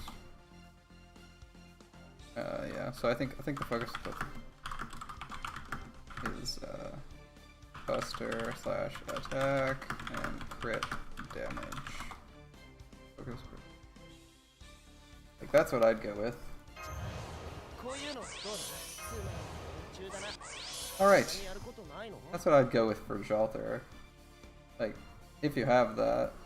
So obviously MLB is gonna be stronger than like a level 1 Victor of the Moon or something, but I don't know what he actually has for CEs, so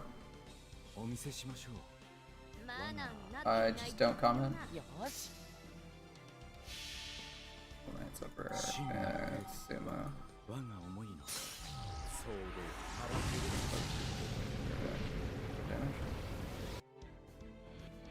Which is like Buster attack and damage. Shouting C is always a bonus. Yeah, shouting C always good. But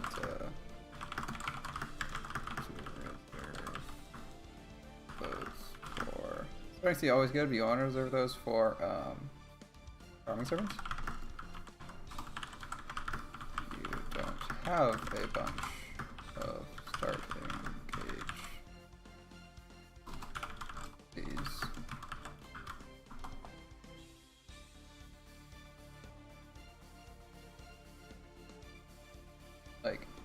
Like if I saw like K-scope on Jolter, I'd just assume he didn't have anything that gave more damage, right?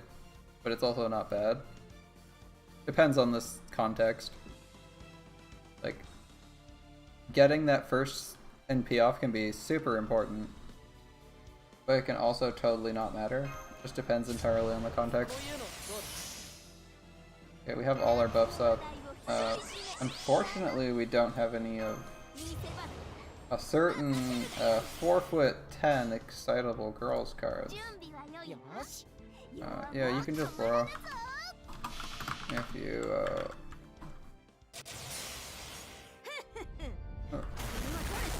I think he has plenty of benefit. Let's see.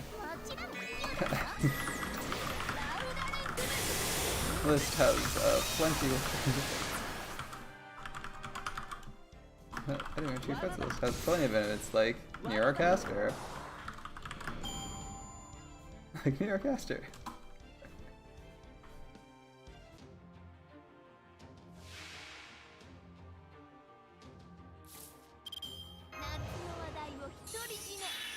I don't know how hard he's thinking about this. I'm just like throwing shit out there. Oh no, I wanted to do it so badly. The Brave Chain would be good, but we want to NP more.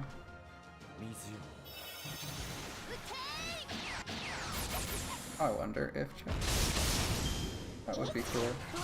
It would also be cool if we had buff, but I don't see that happening right now. Relax. Stream some games. I mean, we didn't punt this one, so we'll just take our wins where we can get them. We didn't completely throw the 3-turn. We just didn't get a 3-turn. Yeah, our turn 3 had both our arts cards, so there was no way we were 3-turning it. This is only counting punts, not impossibilities. If it wasn't possible in the first place, there's not much we can do. It just doesn't snap to place like I want to. It's like 2 pixels to the right. Whatever.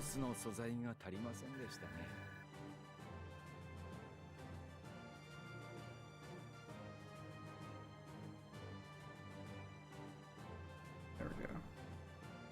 That seems slightly more perfect. In any case. Only a punt if you had the ability to succeed in the first place.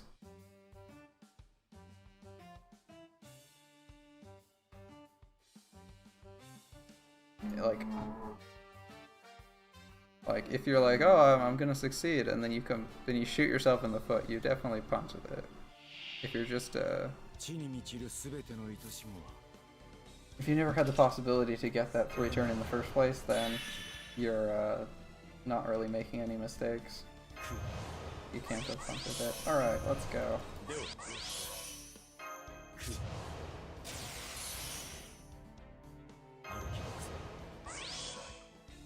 When he's done updating his friends list, we'll go back to roasting it.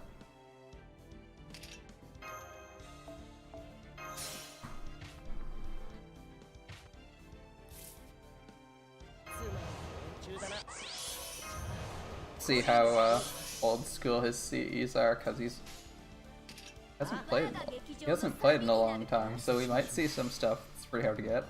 I don't remember when Sumo first ran, but if he's got a Sumo, I'm gonna be fucking jealous.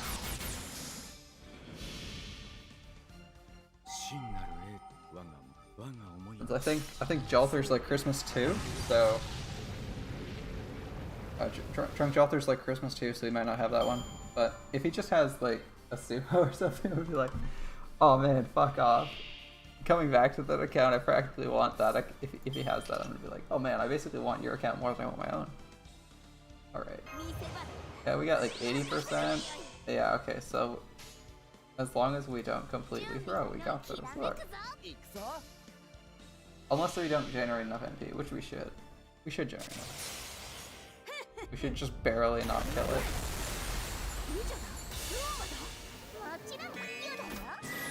Oh, Script Fang. It's actually a name I haven't seen before.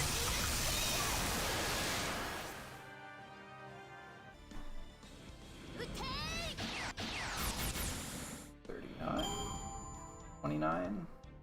59? Yeah, we're enough. That's enough. We're in business as long as we deal damage. I mean, it's possible we don't physically kill the Western Traveling Arms, but I think we're okay there.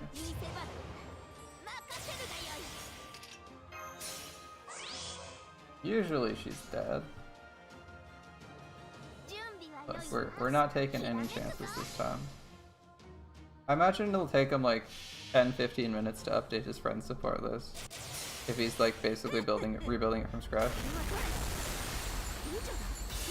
I don't know how many CEs he has to go through to figure out what's good or not.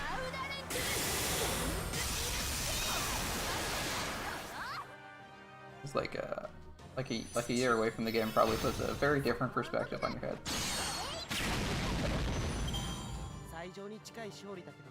I should just figure out how to change the color of that text or move that somewhere. Where is somewhere that we don't typically see anything? I feel like the interface in this game is very crowded. In terms of like putting your face somewhere, you kind of just want to like, I guess that's why a lot of streamers are like building external interfaces on this, where they just make this take up 2/3 of the page. Because like, it's very hard to fit any text on here.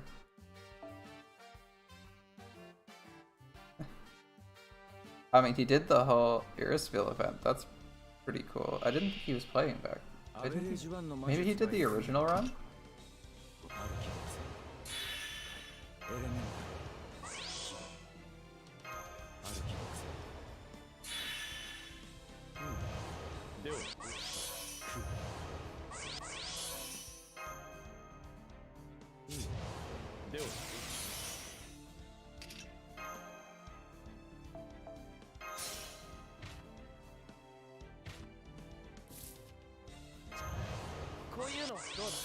Okay, I prefer putting these two buffs out next turn.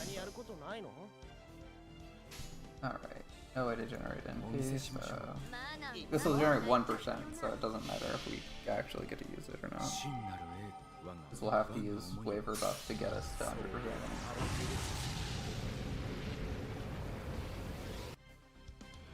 Has to save us at least 10%, 30% with this setup. Makes it a little bit harder to 3-turn, but I don't think it's too much harder on this one. Yeah.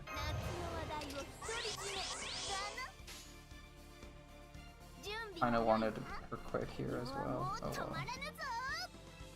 well. That would be... Going for extra overkill I think is a throw here. So I think it can get as low as like 8k or something.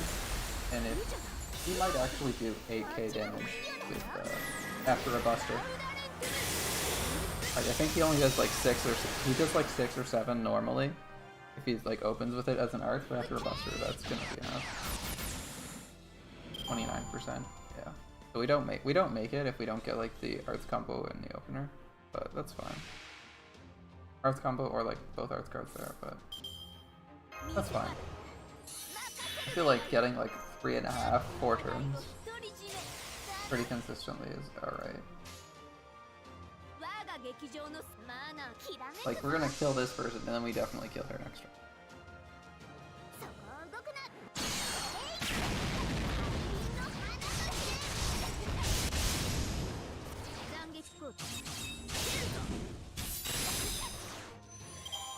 Other people provide stars. Let's use 2030.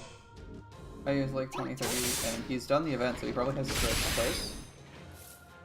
Like, you can always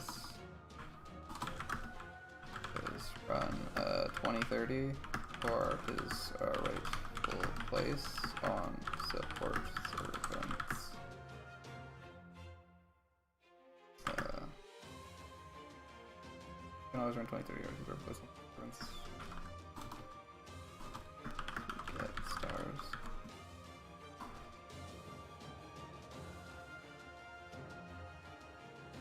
I feel like that's good advice, just run 2030. Okay, let's have a look. Okay. I'll take a look right after this. I'll take a look.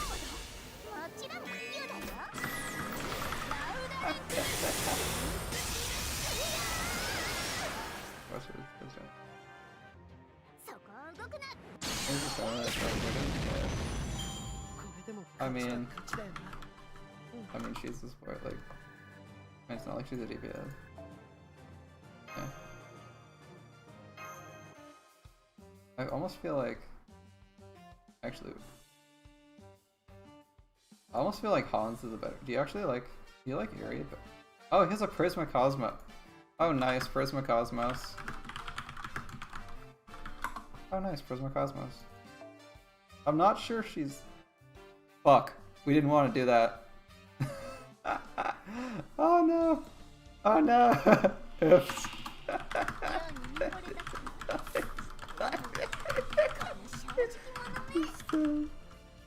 While I was looking at your roster for my quest, while I was looking at your roster.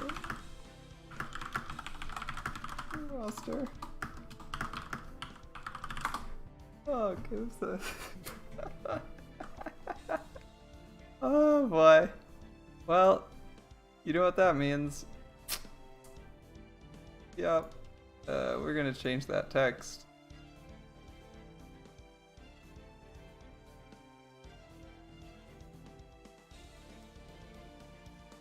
How do I change the text? Properties? Oh, filters, rename. I want to just change it.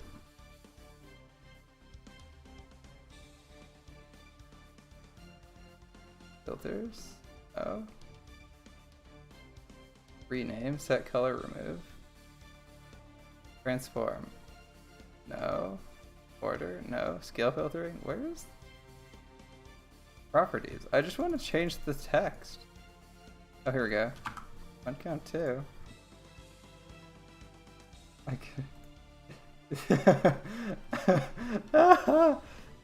It was an accident. I swear. Oh, it's an accident, I swear. She's not a... I don't need the... I need waiver for charge. Where's...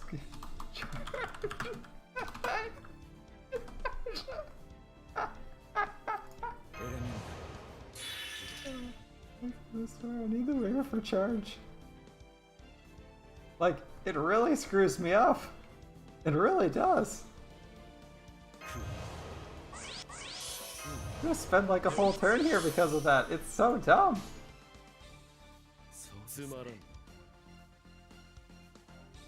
Like, that really screws me up. I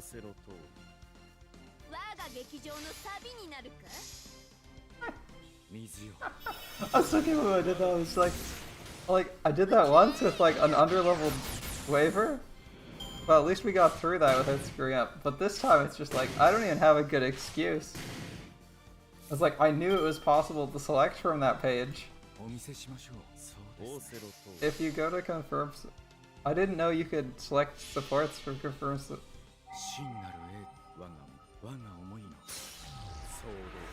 You're gonna take that 25. And you're gonna like it.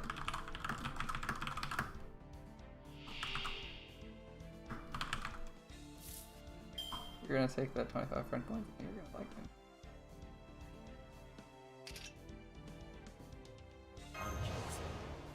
God, that was maddeningly dumb. Alright. We definitely need our attack buff here, because we're not killing it otherwise. So dumb.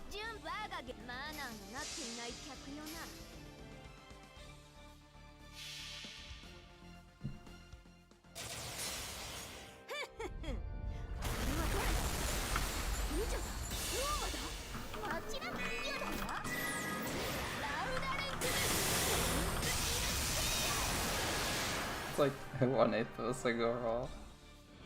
Such value.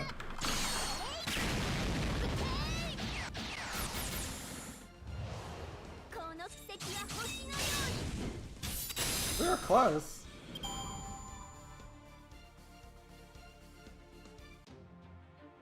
I mean, we're already on turn 4, so we already like screwed up super hard. But that was so funny. I don't even know what skills she has. We should swap Paracelsus out for her just for giggles. Let's see, we got his Iris-Feel out on the field. What does she have? Right, she's the heal bot. Does she have any support abilities? No, it might have actually been worse. I mean... God damn it. Alright. May as well get Waver's NP going. Now we have to like pray we get hit in the face because we were fucking throwing. Oh my god, that's so dumb. Thank you for punching me in the face.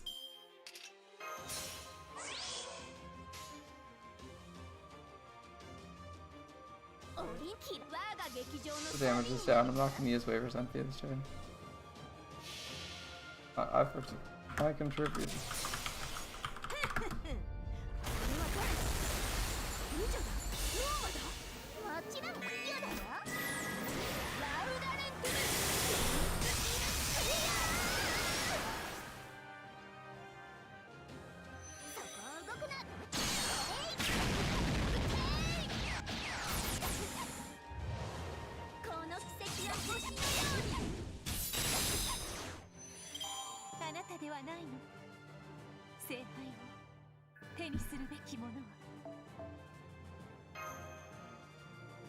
Okay, now we get back to roasting his choice in supports. If he's still leaving supports empty, we're gonna have a problem. Friend request, friends and following. All right, he's on here somewhere. It's gonna be recent, right? HP, attack, login. It can't be that long ago. He still has 4 people up. Well, he's got the... I mean, he's only got 3. I don't know why you have Iris. Do people actually want Iris-Feel at some point? Divine Banquet isn't it? Yeah, no.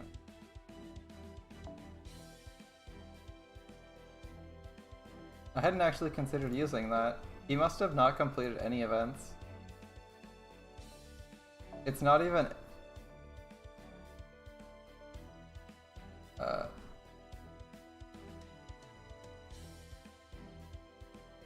Is that not MLB? It goes up to like higher than 50, doesn't it? CEs don't, hold up, CEs don't scale.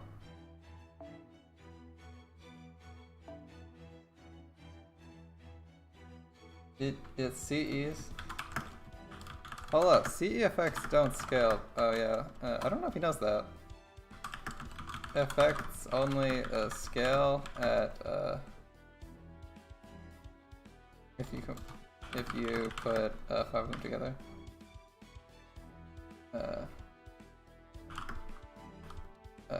Four of the same kind.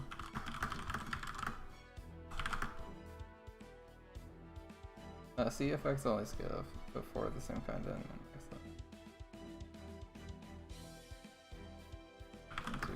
The fifth to MLB it.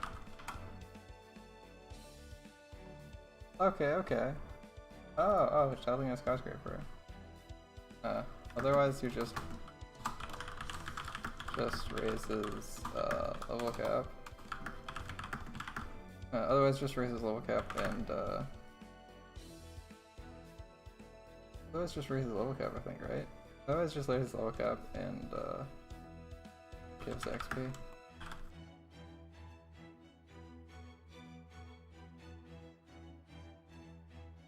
Okay, otherwise just raises level cap and gives XP.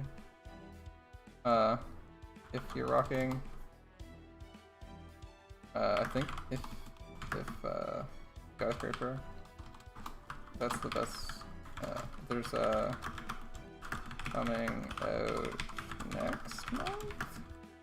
That's like bonus buster / NP damage / what's it, like aerial drive is like bonus buster NP damage and starting gauge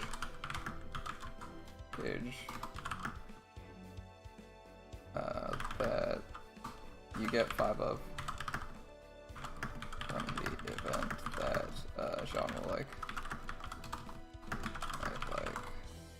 See, what's it called? Like aerial drive? Aerial drive? Aerial drive? Let's see. Yeah, it's 10%. 10%, 10%, and 50% gauge. 10%, 10%, and 50% gauge. Not bad. Full attack stats. ACK stats. That's, yeah. That is. Yeah, 10%, 10%, and 50%. 10%, 10%, and 50% gauge. Full attack stats.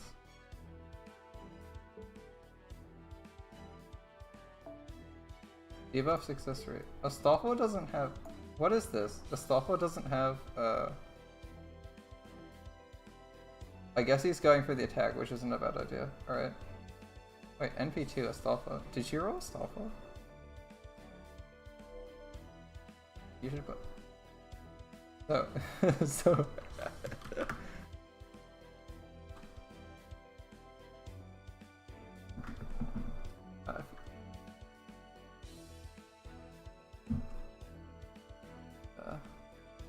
So are you just.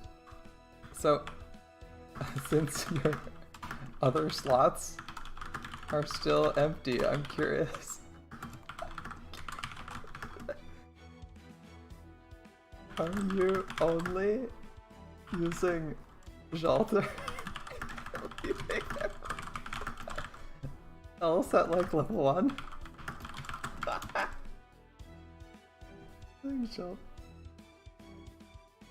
Jalter, kill. Alpha. Theory? And leaving everyone else at like level 1? I'm just imagining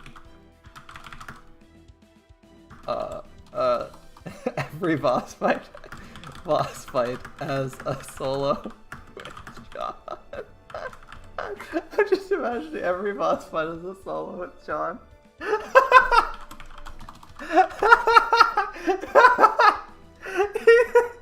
I'm just not sure. It's so good. It's so good. Oh my god. He says everyone else is so low. I'm dying here. Over here. Over here. Oh my god. I'm dying over here.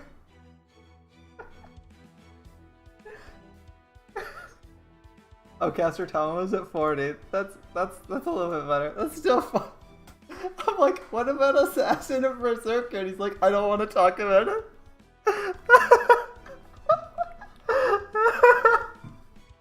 I can understand the Saber class because he's like, I'm saving it for Nero, but it's like, fuck you. It's like, I don't have anything in those. They don't exist. It's so good. This is so funny. Alright. Like, I don't get, it's too funny. Like, oh my god, I never thought I would actually meet someone who does that. Like, those people who are like, how is half their roster complete garbage? And then, like, they have one person, and you're like, wow, it's a fully maxed out Sean Halter. Why is every single other servant in their roster at like level 5?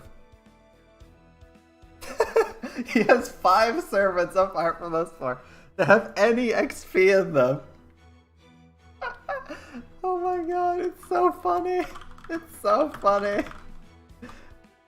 I was always wondering about the mindset of people who did that. Of people who did this. With this. I didn't know. I imagined he'd just be like playing optimally and he's like, I just level sheltered and everyone else sucks. It's so funny. I didn't think about that. What? He actually has good servants. What?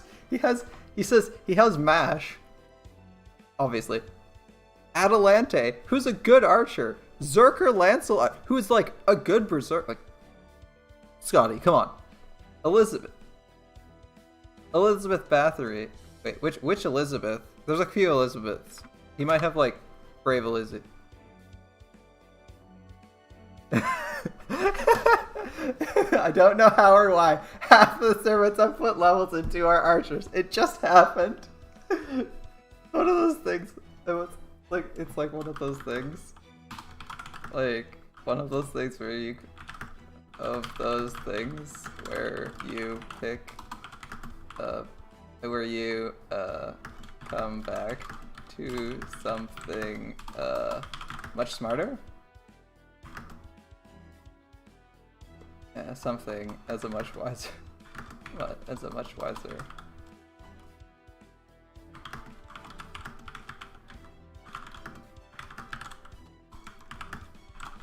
Oh, what the fuck I was doing? What was I doing? It's like one of those things. You come back to something as a much wiser individual and you're like, what the fuck was I doing last time I was playing this game? Here's my excuse. I got Shelter super early, like in the event where she was first introduced. Since then, I saw her DPS potential. I wanted to see how far I could push the game by only her and soloing all the content. You know, that isn't a bad idea. That's not a bad idea. It's just funny. You know, it's not a bad idea to see how far you could push it by solo with Shelter. You know, that's not a bad idea. Those skills. You should work on the skills though.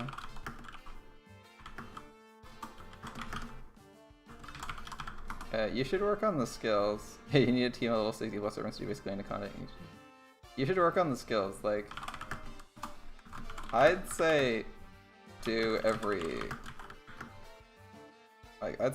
boss. It's Shelter solo if possible. If possible. but those skills are super neglected.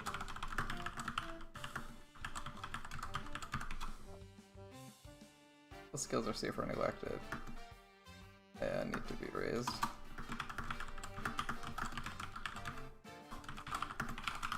For the shelter command code, the command codes you're obviously.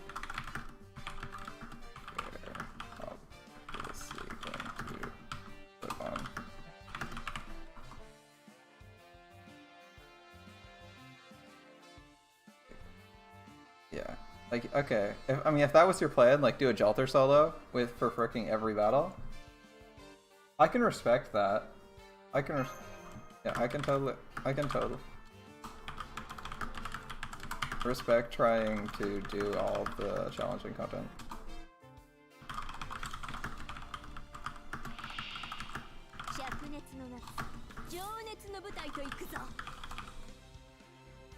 I think there's like Lily Aquanet does do that. There's a streamer who did that. There's a YouTuber who did that. YouTuber did that. Who does that with I think there's a YouTuber who does it with Lily Aquanet? That's Lily Aquanet, right? And yeah, I think there's a YouTuber. Let's back to the Jalter solo. I think he's not anti-alter. We did like half the game too. Yeah. See, I can totally respect that. If not, they do like, yeah. It's, I don't know. I feel like at the start of the game, you don't know how. Can't tell how important it is. Also, hurts because they obfuscate the exact stat values for the skills. So you have to Google them. I have to look them up on the wiki. Oh, let's get the opposite stat values for the skills. You have to look them up. Like, if you straight up knew how much damage you could get, same with damage multipliers.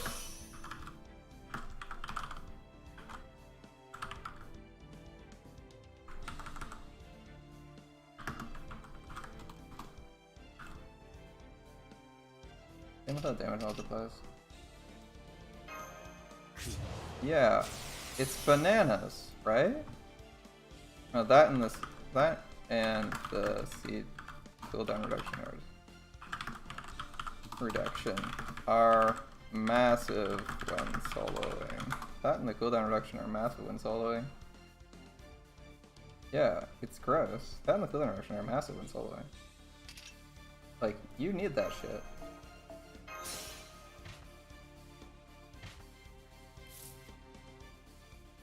Like, if like at 10-10-10, like having all your abilities 2 turns earlier is huge. Depending on, he might also need to get like the other codes. Yeah. I mean, I can't argue with you there. It's not. I mean, that's totally fair. You can't really argue with someone for not looking that up. Like, it's not super obvious. Yeah, it's not super obvious.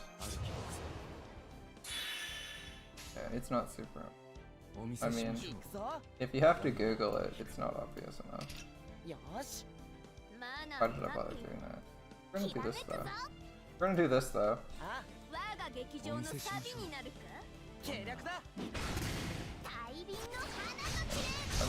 I mean like...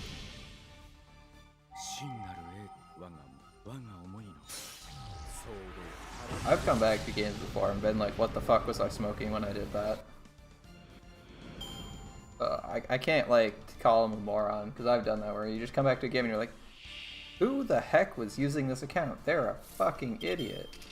Why does this guy have these stats on him? Why does this guy have this item equipped? It's like, I don't even remember how this game works, and this is obviously the incorrect choice. I think we've all been there at least once, where you go back to a game you played 10 years ago, and just like doing a little bit of internal thought, you realize how dumb you were when you were playing that. Like, it happens less and less, but as you get older, but like, you know, when I go back, if I go back to a game I played when I was, most games like that I played when I was like 15 or like 12, like way back, you know, 10, 12 years ago, it's pretty obvious that I was really screwing up what I was doing with them. Characters or gameplay. It's like, oh, I remember this was super hard, and then I go play it and I'm like, the only thing difficult about this game is the fact that I don't know where to go in all the maps. And in some games, I remember the map so well because I'd actually beaten it so many years ago, so I just like completely destroy them, but you know. I'm talking about the games that are like, oh man, I remember this was so brutal and this one level was killer, and then you go back and you're just like, yeah, the only thing difficult is not knowing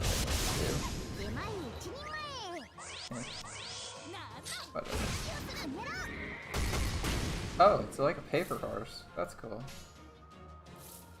Oh, all I left for that. Yeah, I have a... Yeah, I have like... Yeah, I have... One...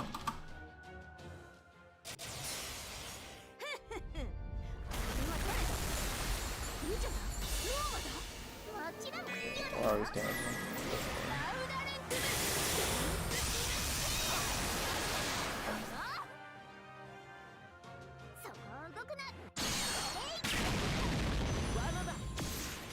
Oh, we just barely killed that thanks to the fact that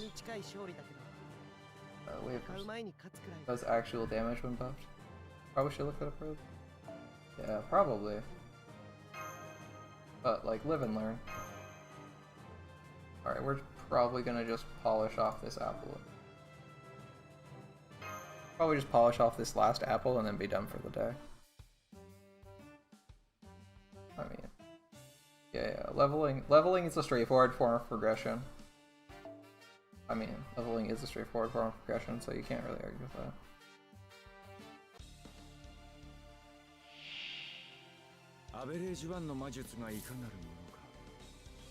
Yeah, like you can't argue with that. Leveling is the most obvious form of progression.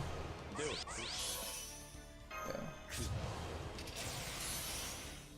Like, you're definitely gonna reach a point where just leveling isn't gonna solve all your problems. So the minute you hit that, you're gonna have some problems. Leveling is the leveling is the most straightforward form of progression.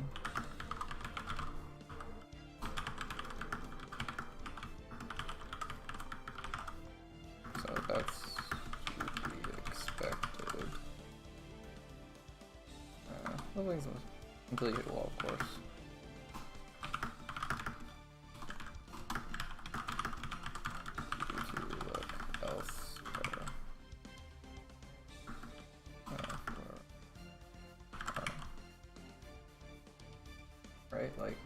Like, if just leveling up solves all your problems, there's no reason to look at anything else. If you're like, well, you know, I don't have enough damage, it's like, oh, well, I didn't win the fight. I'll just go grind 2 more levels and win the fight that way.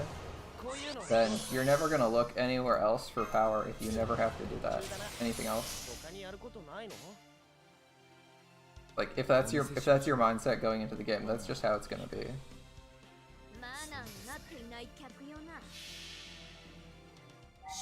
Like in a game like this, where you do have to go out of your way and grind, and the only thing they focus on trying to get you to do really is level.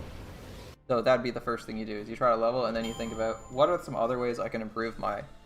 You know, you hit a boss you can't beat, and you're like, what are some other ways I can boost myself? Well, I can level my skills, and you have to go like figure out exactly, and they don't tell you exactly how much it helps, they just tell you it helps, period. So you don't necessarily know how much it helps you until you start seeing everyone and their mother have 10, 10, 10 in skills, and like prioritize them above everything else. Because like, if you have a level 100, if you have like a level 90 or a level 100, I'm going to take the one with 10, 10, 10 skills over any one of them. The skills are so important sometimes, especially if you're trying to push a solo. Like, Like, obviously he didn't take the best approach, but I can't fault him for not taking the best approach, because, like, he did start on launch day, and he's just playing for fun. Motherfucker. That wasn't a... I guess that wasn't a punt, because we weren't making it anyway, but still. It's 50%, we'd be at 30. Wouldn't make it. At level 10, this gives 50%, so we wouldn't have made it anyway, but it doesn't look too brilliant to be screwing that up. Well, basically the only reason that's not a punt is because we couldn't have succeeded in the first place. If we'd had our combo and not had that off, we wouldn't have had enough.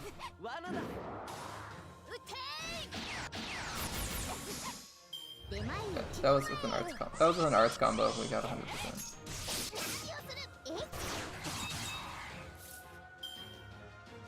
I don't feel like it's necessary. It's unbelievable that you did that.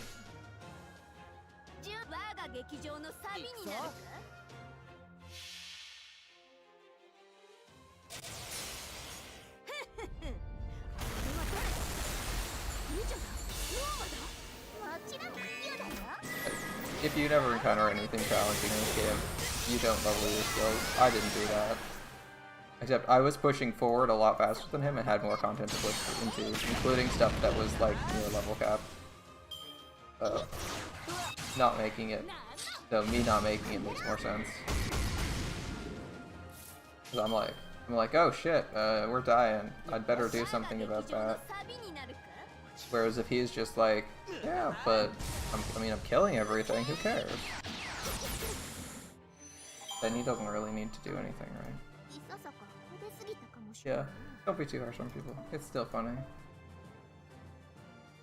This is a damage C. Nobody needs the damage C right now.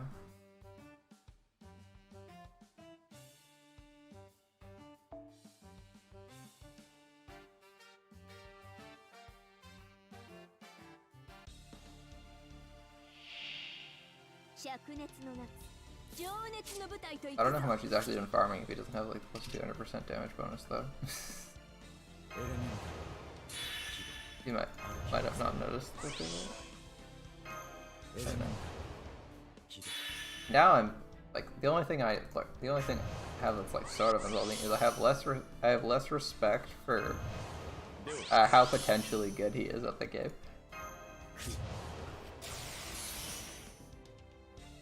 Like previously, I would have been like, oh yeah, he's probably really good since he played in like the early days and shit.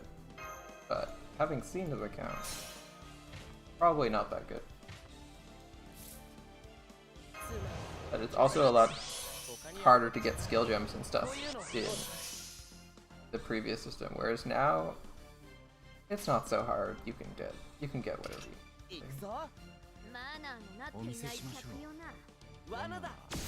like. I have like zero excuse for not having a 10 to 10 waiver. He probably does because it was like back in the ye old days where it was like split between 3 classes to get skill gems and shit. So, and they were all like low drop chance like the rest of the nodes. It also looks like he hasn't done too many events, so you know, can I be like too mad at someone? Good point. Does he actually have his rightful place? He doesn't. He might not have gotten. He got NP5 Speed. There's no way he doesn't have his rightful place, right? Right? Like, there's no way he doesn't have his rightful place. But on the other hand, I have a sinking feeling he doesn't have it. I'm gonna actually buff myself here. I just don't want to like push him too far. I feel like I've already like dumped a ton of info on him and trashed their. I've already dumped a ton of info on them and trashed their like support list, which I guess they kind of knew was garbage anyway. But you don't want to like insult someone too much and start to appear like condescending to them. Otherwise, they stop respecting your opinion and don't want to hear from you anymore. And if I keep telling him, like, throwing information at him or telling him my opinion, he's not going to respect it. I mean, he'll know, he'll probably know I'm right, but he's not going to be happy with that. And I don't really want to like kick him. Yeah. Yeah. Yeah. Now some people's skills don't matter too much. Yeah, some people's skills also don't matter. Some skills don't matter. Yeah, sure. Me, case, some skills also barely matter. Yeah, don't skill her. More matter. Like my Hijikatas. Like, Hijikatas. S2. Like, you don't even want it.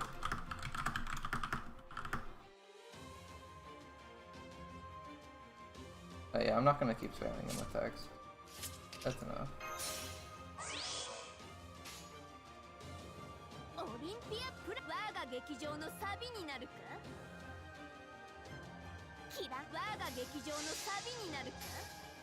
Our damage buffs wear off, so we're gonna not kill him. This is kind of irritating. It's like forcing 5 turns.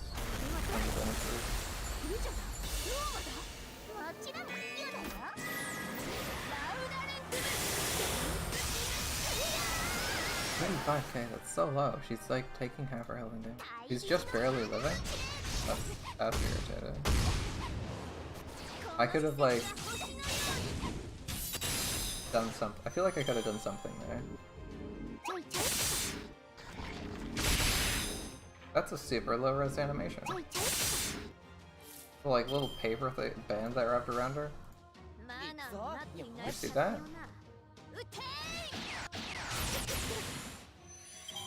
God, a 5 turns. Like, we didn't even hit 5 turns on our other build at all.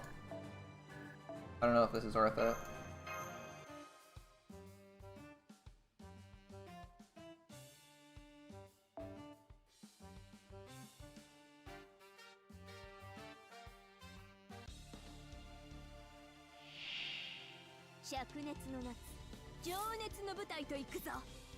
Alright, another opportunity to throw. Will we throw this time? I mean, we've already thrown at least once by picking. That's right, we didn't have batteries on them. Oh my god, that was so dumb.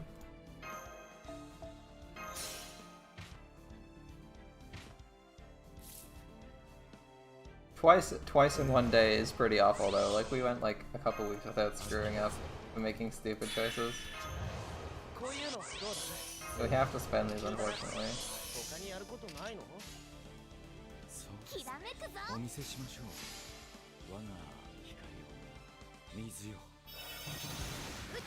A lot harder to throw 3 turns if it's not possible to actually get a 3 turn.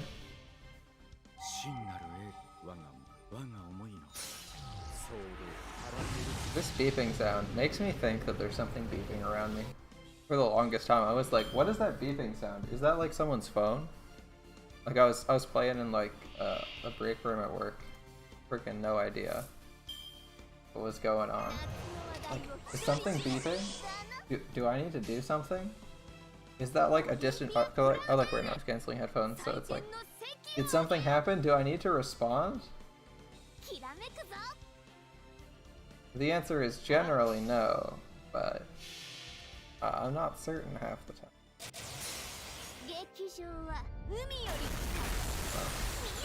Most of my DP. I assume he has like a bunch of good players on his friend list, or on his follow list. You can't see friends of friends, unfortunately, so not super useful. Can't tell him who to look for. Yeah. Yeah, I mean... I guess you weren't playing, just like staple... Find a good crit turn from Merlin, use your Operation EX and do 1 billion damage.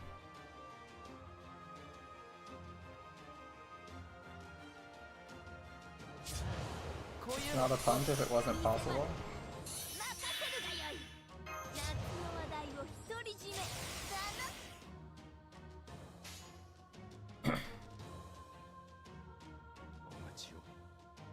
I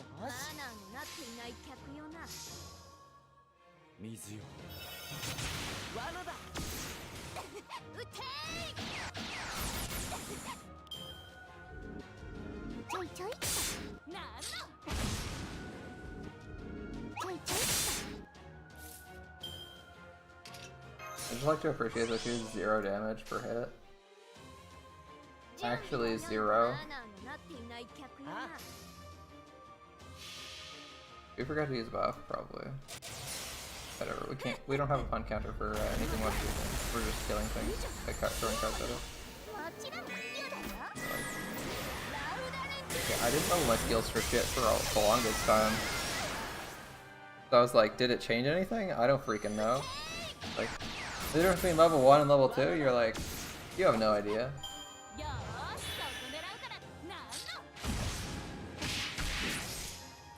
Oh, I know, I didn't miss anything. That just was like, the way the dice went. I think Waver kills this. There we go. That was actually really cool. 45, 45.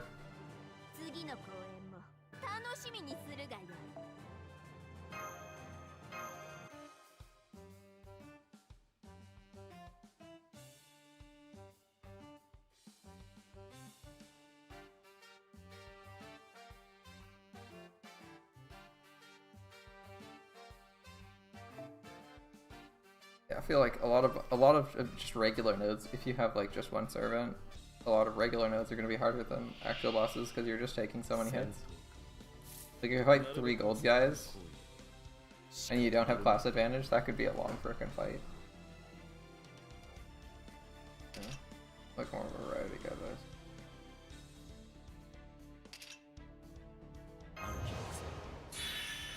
So, do we actually need? We definitively need an arts card on the first and third, or both? First and second, or both on the second? To get our 3 turn, which is a lot harder to get than just a arts card from Nero on the first turn, or a arts card from Nero on the second turn.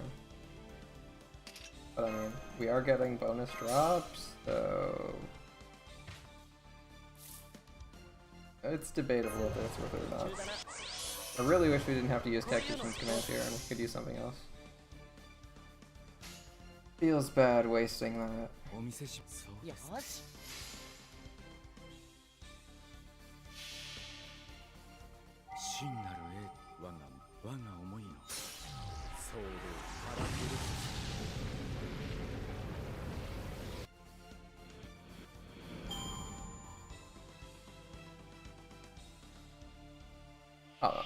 I'm still not over that. It's like, he's actually one of those people who does level 95 servant with less than 10, 10, 10, and is like not even 666. I guess he now knows that it's like a dumb idea, but it's just funny to encounter someone who's actually one of those guys who's like, I have 2 servants in my support roster that are okay, the rest are all garbage because I don't level anybody else. I mean, if you're gonna pick someone to do that with, like, Avenger, Berserker, probably the best 2 choices to do that with, because you're at least useful in most scenarios. Especially like Jalter can do a ton of damage.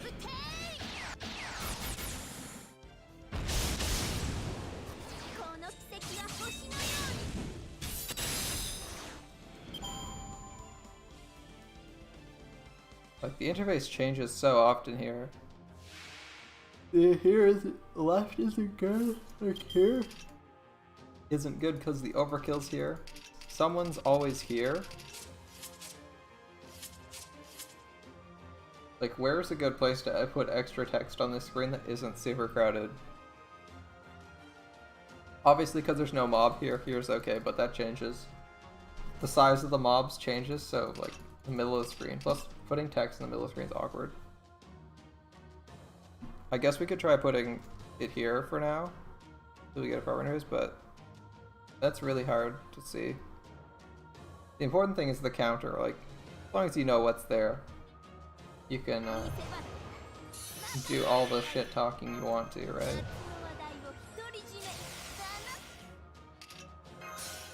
We got all our buffs, so as long as we don't screw anything up, this works.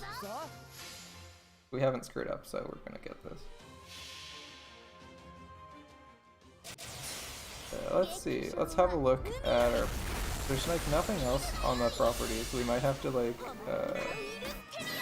This I can read from files. Is there a way to?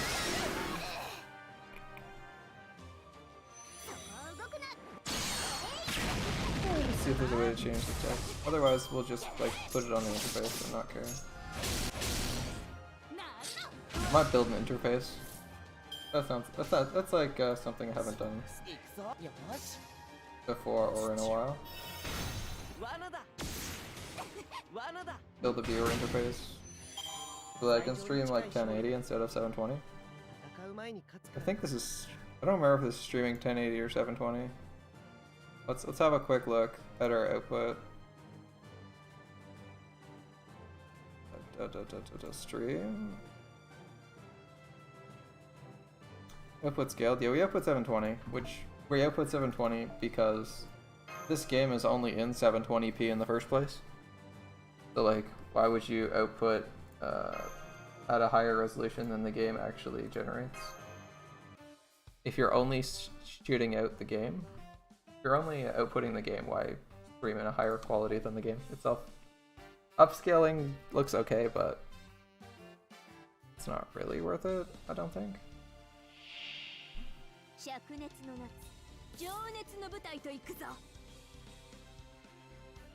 May as well, like we actually have the screen itself in higher than 720, so the game's upscale. Game is actually upscaled, and then we downscale on our output from whatever our current resolution of this screen is.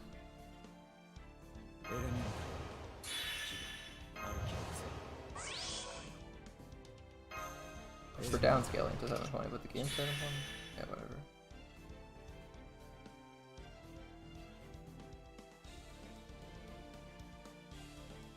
I didn't see a point of doing 1080. I can probably do it now though. So. We have an arts card.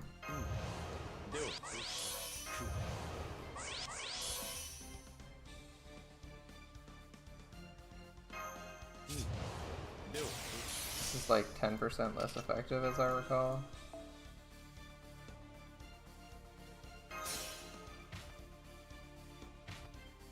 We're just gonna see if we can generate a loop. Okay. He did get all his buffs off it.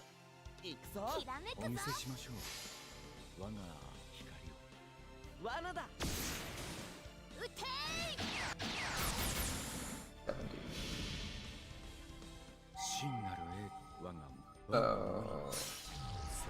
It would have been like 90, we would have had to use it. It might have actually been harder. Oh, I don't think so, but. Yeah, we can't. We don't just get a guaranteed 3 turn off that first turn, which is kind of irritating. I'm not. We do not get enough here, no matter what, so. I'm gonna build this Guardian for sure, because our damage buffs aren't going off.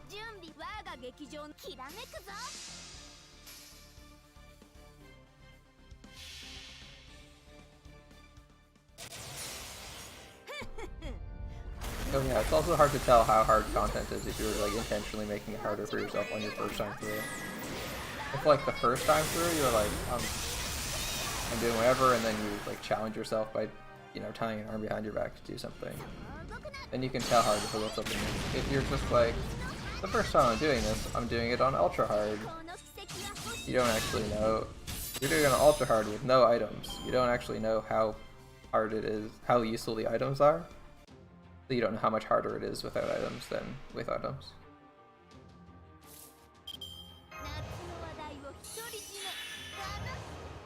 We actually need an arts card on the first and second, or 2 on the third. That's kind of annoying.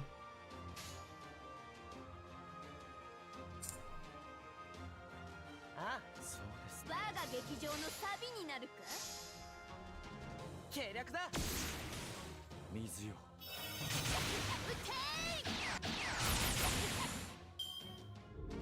definitely have a 4. I hope. Okay, I don't have a lot of confidence right now. Come on. I don't have a lot of confidence in Waver, but I'm gonna cheer for him anyway. I swear, I should just stun that mob. Our damage is so low without double Waver damage buffs. Although we have 1 now, so it may not be as important. Hard to tell on the first mob, but the second one. Definitely got a kill there, so maybe that's a better route just for having the extra Waver damage buff. Right. Well guys, it's been fun, but I think I'm gonna have to go now. Not because it's past my bedtime, but because a couple other things I wanted to do today. Tomorrow we might actually get more caster pieces. We might just farm a little bit of these just for caster pieces, because we got a bit of time before the event ends. 3 days. I wonder if we'll get another challenge quest. Like, Sweet's Universe was super hard, but it was also like really fun. Spent about 6 hours killing that boss. It was so hard. It was quite difficult to get right. I think it required a bit of like, at least a little bit of RNG in your favor, which you know is like hit or miss with whether or not a boss is good. If it requires RNG to go in your favor, sometimes it's fine. Other times it can be really frustrating. I think this boss, it was like an acceptable level of challenging, because there was like, I felt like there was still some ways to mitigate the RNG. Like, the more options you have, the more ways you feel like you could possibly handle the RNG. The fact that the boss can one-shot anyone sucks, but if you manage some of the damage buffs, it's pretty, as long as you manage the damage buffs and keep like defensives up when you need to, it's fairly unlikely. Especially because like some of her most dangerous turns, it's possible for her to be stunned for like the whole turn, or you to do something to stop her from being useful. Like I had Waver, so it's in theory it's possible for me to just stun her or charge drain her, or I could kill that ad. I felt like I could do something by like killing that ad to force her to eat one of the ads that would stun her, or reduce her crit chance, which would keep me alive. Whereas sometimes if you're just fighting a boss and it's like the boss has 20 million health, you gotta smack the boss a whole bunch, and the boss could randomly one-shot anyone, you're like, well, there's nothing I could have done. Like other than like bringing someone for the 30% to hit like the negative crit chance cap, but then if the boss has like crit chance up, then you're equally screwed because it's probably like 75% crit chance or some nonsense. You can't like surpass. Like there's a few servants that have enemy crit down. Say what? A loading screen? What? Did we hit like a hidden boss or something? Is this like the ultimate challenge mode? No, oh, it's just the day. The day turned over, okay.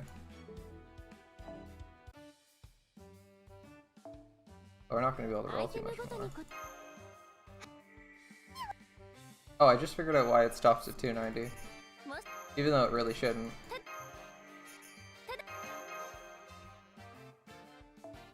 Because in theory, they could have a box with 10 items in it.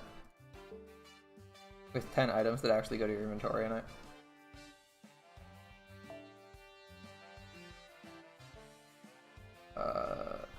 I don't know what to get in September Roulette, honestly.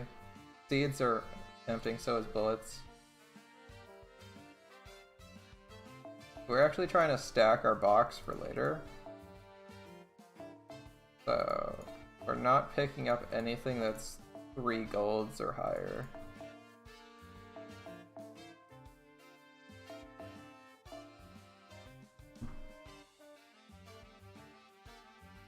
Strip fight. Assume strip fight. There's a lot of bots in Twitch.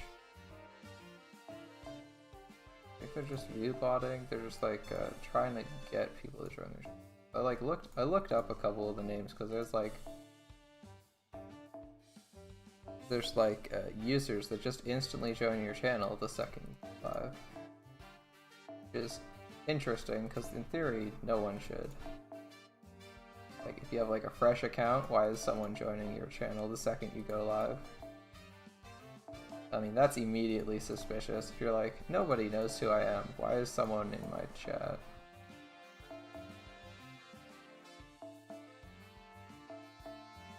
Alright. 3s. Must have gotten lucky earlier. Alright. I bet you like... I wonder how full my inventory space is. Might have to spend some XP again. Does chat have any opinions on who I should level? With all this XP and QP I have? I have a few ideas, but I'm not set on who it's gonna be. Oh, didn't fill it up. Alright.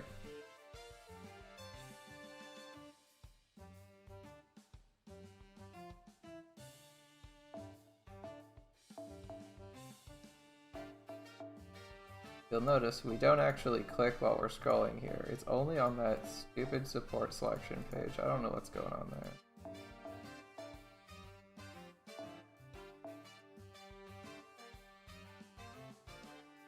And back to ones. This is probably like a gap from when we were previously picking things up.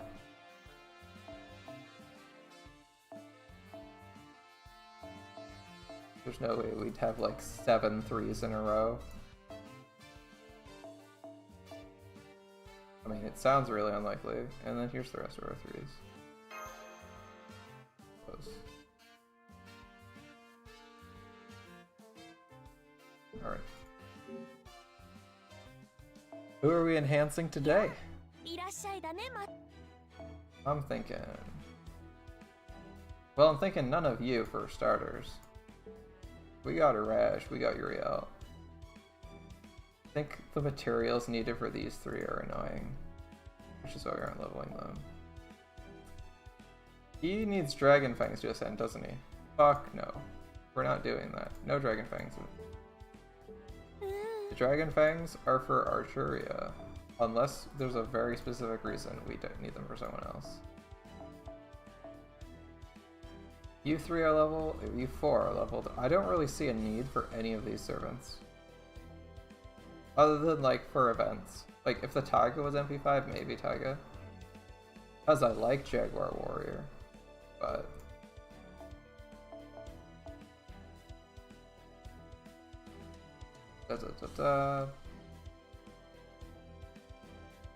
So many people who need ascending. I think she requires something irritating. Fangs, right. We're not doing Fangs, because we need shit tons of Fangs for our servants already.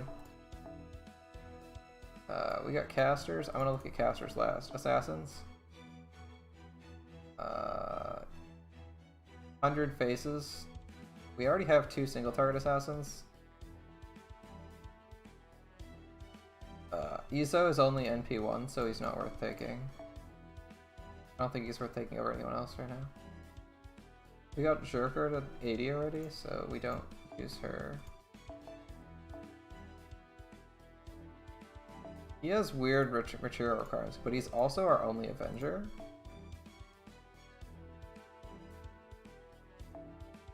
Yeah, I'm down with that. Hearts and blood, that's fine.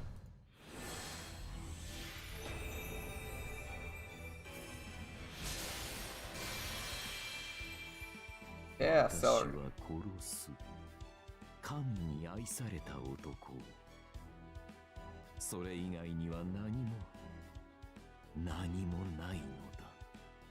I forgot how intense his dialogue was.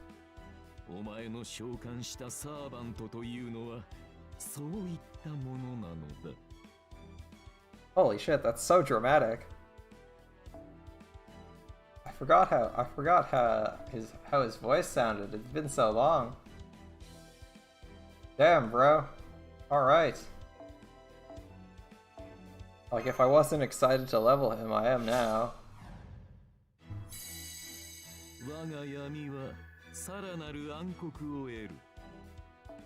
Guy's like one of the best just one of the best battle sprites in the game. Like I'm not 100% sold on some of his animations, but he's super fun.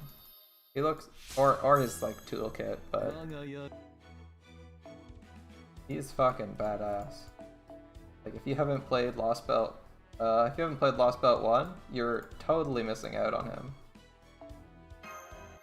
Beliari is fucking awesome.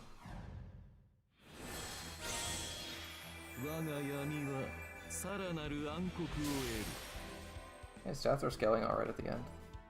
8k, 7k, that's alright for a 3-star. He's like an Avenger too, so he's hitting really hard with that 8k. Like, who's another... I don't know. Why did I pick a class where I have like what's Ushi have? Ushi has like 7k base. He has 8,000. Yeah, no, she's barely foed. She has like 2 foes on her.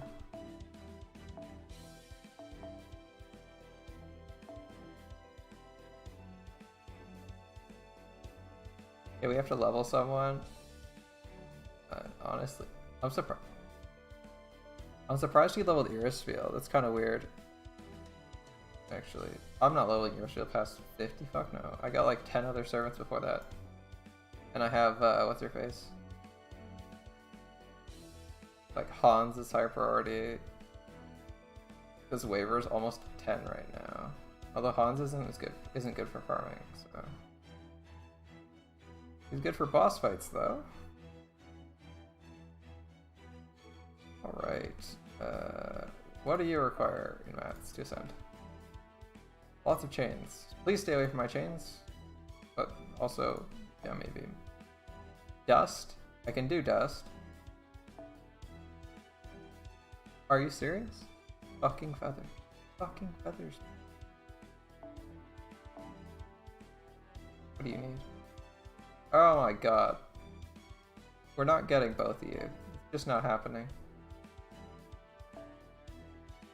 What do you need? Surprisingly, Hans is a perfectly reasonable request. So we're actually gonna level Hans.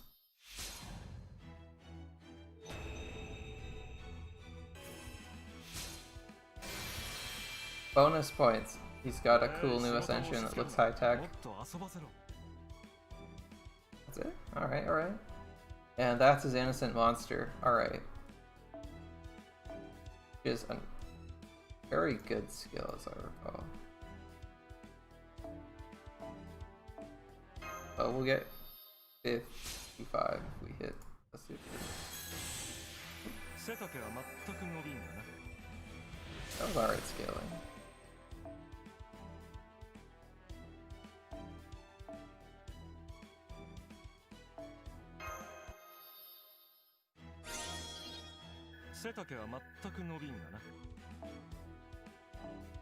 Like, the horseshoes and gears, that sucks, but we're gonna do it anyway.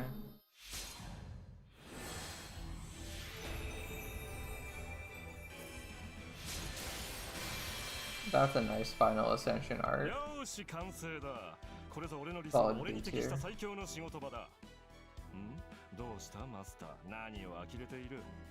俺も物書きの端くれきっちり流行り物は抑えておくのさ I like Hans' voice, that's pretty cool. Alright. We got Hans. We got Hans leveled. Who can we afford to spend something on? Dust?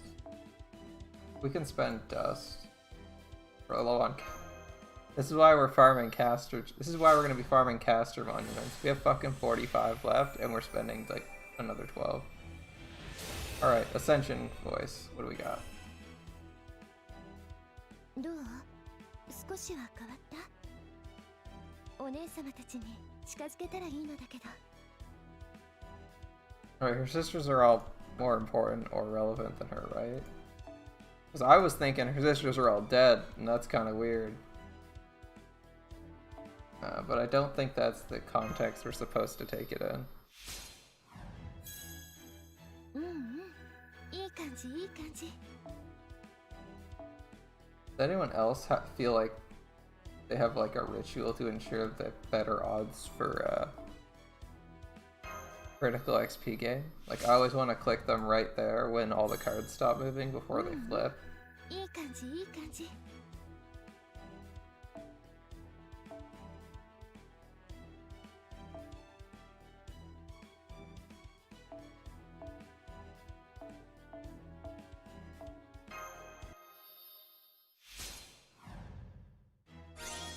There we go.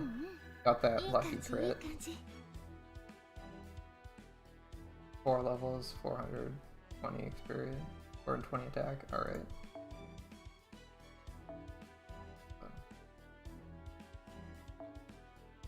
Yeah, I can fork that over. No, I'm super biased and don't like Sieg, so I'm not leveling him. He's like my lowest priority. これならパーティーに出るのも悪くないわ。お姉様も呼んでくれるかしら。 He looks so happy, but all I see is like the black monster behind her, whatever its name is. And my first thought is like, ah yes, the murder party. We got the ice, the murder ghost, and she's just like, life is good. I have my murder ghost back.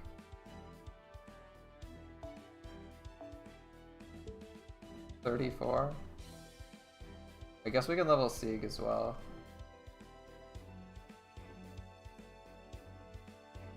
Like, he's not a terrible. We have Nero. Anastasia. I think Anastasia can loop. I think she can loop, but she's not as good as Sieg because he has built-in support for it. Oh, I like Anastasia more.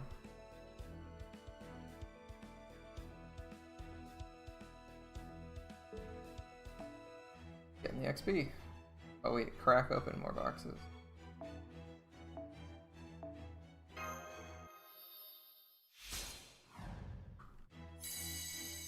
Yeah, see? Tell the servant you like him. Instant super success. Just do it with the patent pending method of flicking the cards the moment they stop moving. And you're good. They're 42. Fine.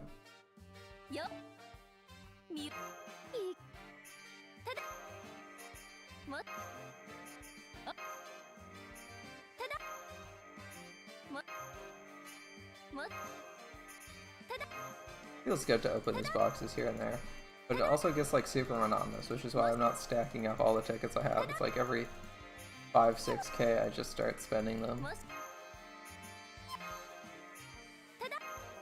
Because at some point I'm going to have to spend 2 hours clicking this repeatedly and spending all that XP, as my inventory will get full.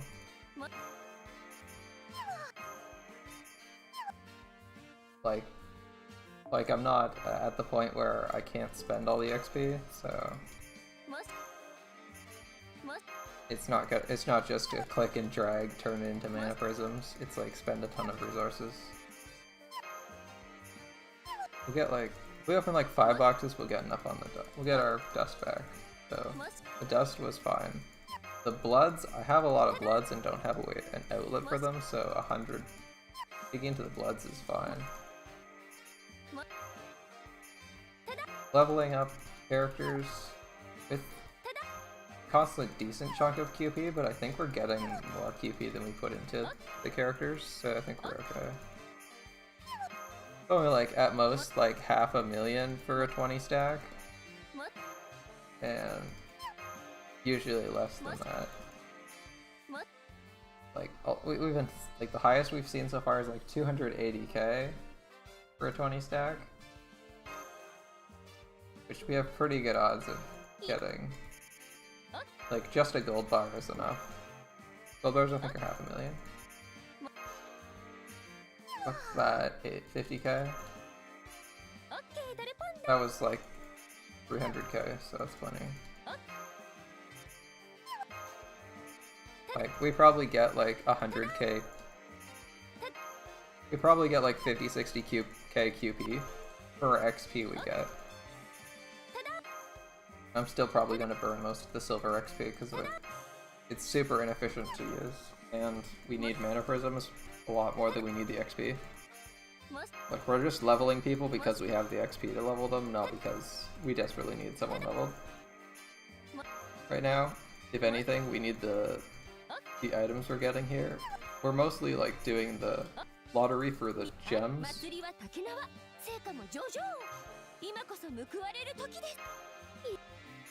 Like the skill gems, which we needed a whole bunch of. So we didn't have enough skill gem. Like, Sieg isn't max level. We could have leveled Sieg, but we don't have the skill gems, and I'm not going to do an entire lottery.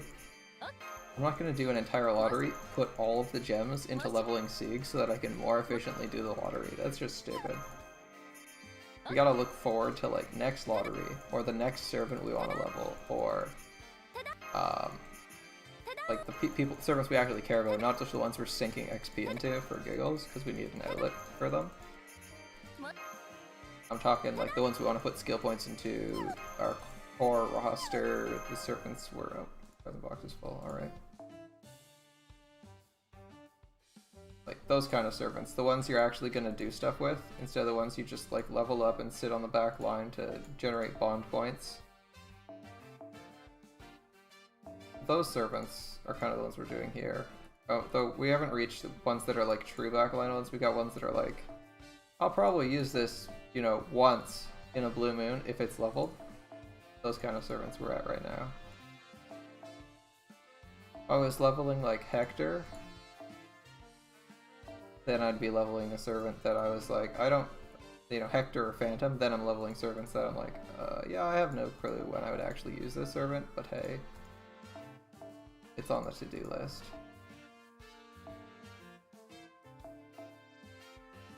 I mean, there is probably a scenario where Hector is better than someone, where I could conceivably want to use him over someone who could potentially deal more damage, or who has like higher base stats, because he's a 3-star, so he's MP5, right?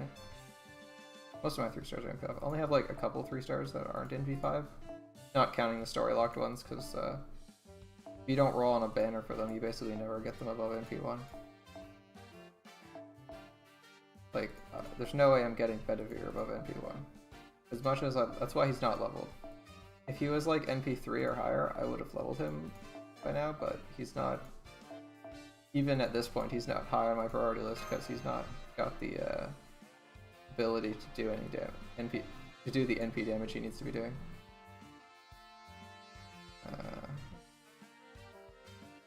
That's 100 stack. We're not going to spend that.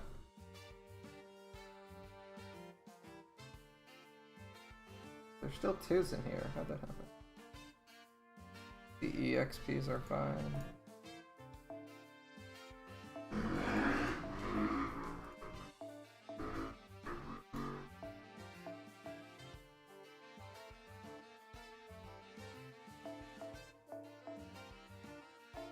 We're just picking up XP and spending it as we get it.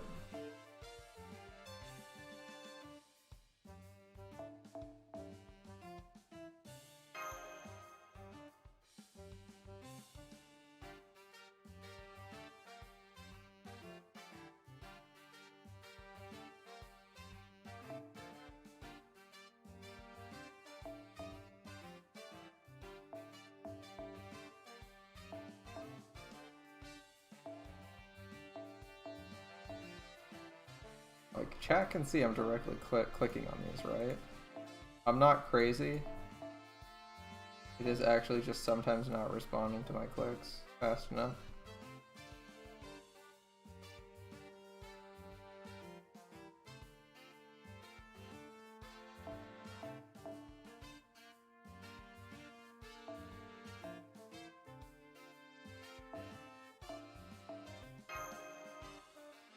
Inventory's full. Alright. How much do we have? We have 2.5 boxes left.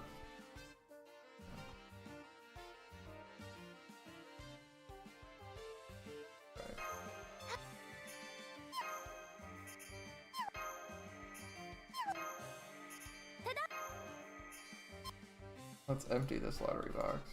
We emptied over 60. Like, if we'd leveled C, we would have just been starting to make an actual profit on gems 10 boxes ago. We would be effectively at 10 boxes here. As the gems we are lowest on were caster gems, followed by saber and archer gems, I think. I want to say those are the gems we were lowest on.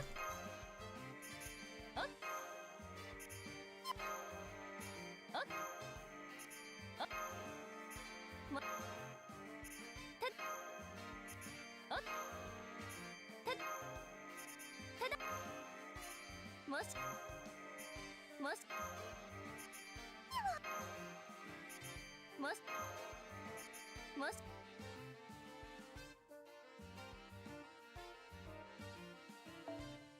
64 boxes. Good start. I'm aiming for 75 this time, so that's a good portion of the way there. We might actually make it tomorrow. 10 boxes a day. Very doable.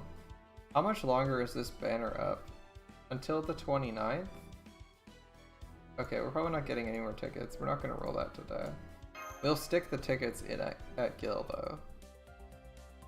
Gil's the second archer I want to have 10, 10, 10. He's the AoE one. Archeria 10, 10, 10 would be pretty good. yeah. Which, do we have?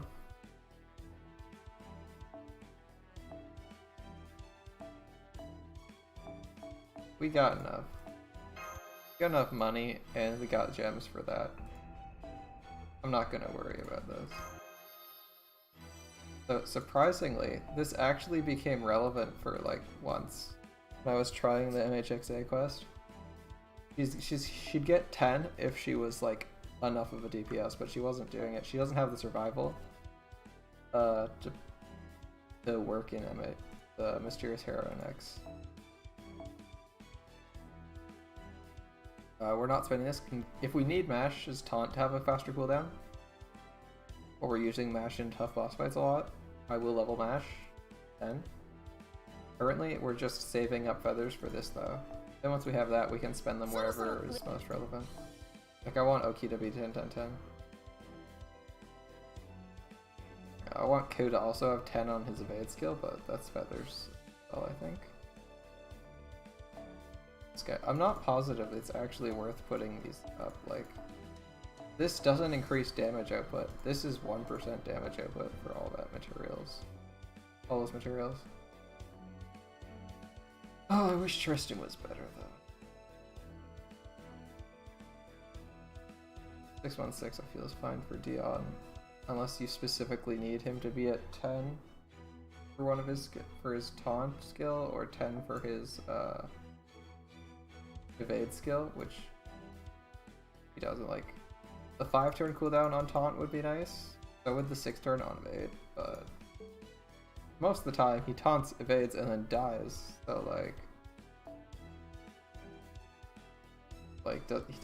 he might need more defense, but he's gonna die anyway. Like, sometimes it's like the boss just kills him in one hit, so unless he has 100% defense, it just doesn't fucking matter.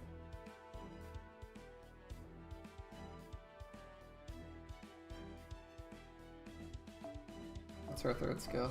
Is this just Star Absorb? C-Star gather rate for 1 turn. As a farmer, you're not getting that. That's just not happening. This is also Dragon Fang, so it's not going anywhere. Until we have a need for that or the Archeria. These could go somewhere at some point.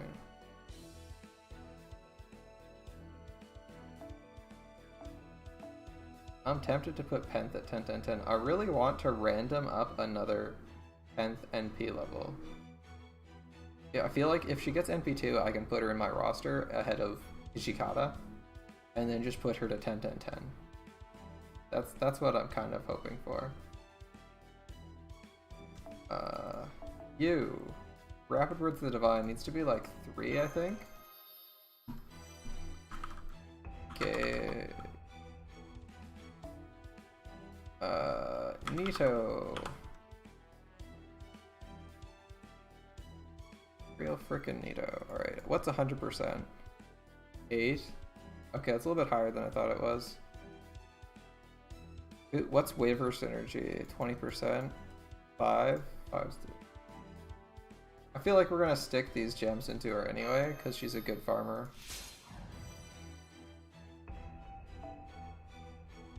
That's why I'm okay with just spending them right now. Okay, those are chains. I don't want to do that right now. I haven't decided where my chains are going, so that's not happening yet. Why does she only have 2 skills? Vampirism, Bath of Flesh Blood, rank up quest Carmilla. We have, oh, she has a rank up quest we can do. Shit, I didn't know that. I'd do a rank up quest then. Get that free Saint Quartz for getting a whole ton of them done. Bansorot requires fangs. We're gonna be farming fangs, I feel, in the free week. She has Rapid Words of the Divine too, doesn't she? Is it the same rank? It is. Oh gods, we're gonna need a lot of that, yeah. We're gonna need so many freaking caster gems, goddamn man. There's so many good casters, it's just not fair.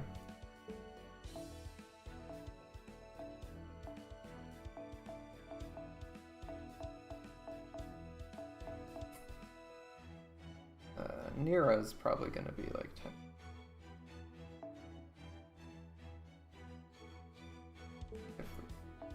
If it wasn't for the fact that I need pages to level other servants and spend XP, that will otherwise be burned.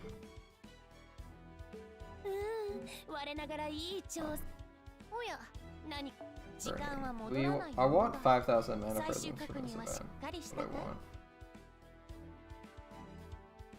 If we can get 5,000 mana prisms from this event, that would be like the best accomplishment. 36? Yeah, we can get more than 36. Get out of here.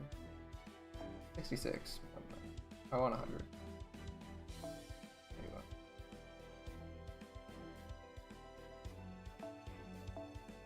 Solid 100 mana prisms. This is taking these ones that we collected and burning them instead of spending them is better than farming the 30 node like 300 times. Like I legitimately farmed for 1500 mana prisms in the 30 XP node, so yeah, I'm definitely burning 3-star XP as I get it. So I hopefully don't have to do that because like I think next month there's like a Chaldea tea time coming in. I don't think it's now. There's XP here. Good question. 200 for 40. Be 120. Be the equivalent of 120 mana prisms in 3-star XPs. I guess if you want to save money and have an excess of mana prisms, it's worth it. We got all our Be Gracefuls. 34 days. So a month and a bit from now, we get another CE. We need 5,000 before then, and I want more than that because there'll be another one. Worst case scenario, we just have to buy more foe crystals, which we can't really have too many of. Code openers, they don't give us enough unique command codes to really need them. At least I don't think so. We're gonna roll for Gil probably tomorrow with all the tickets we got from this event. Alright. It's been fun. But I've got to go now. Thanks for hanging out, and I'll see you guys next time.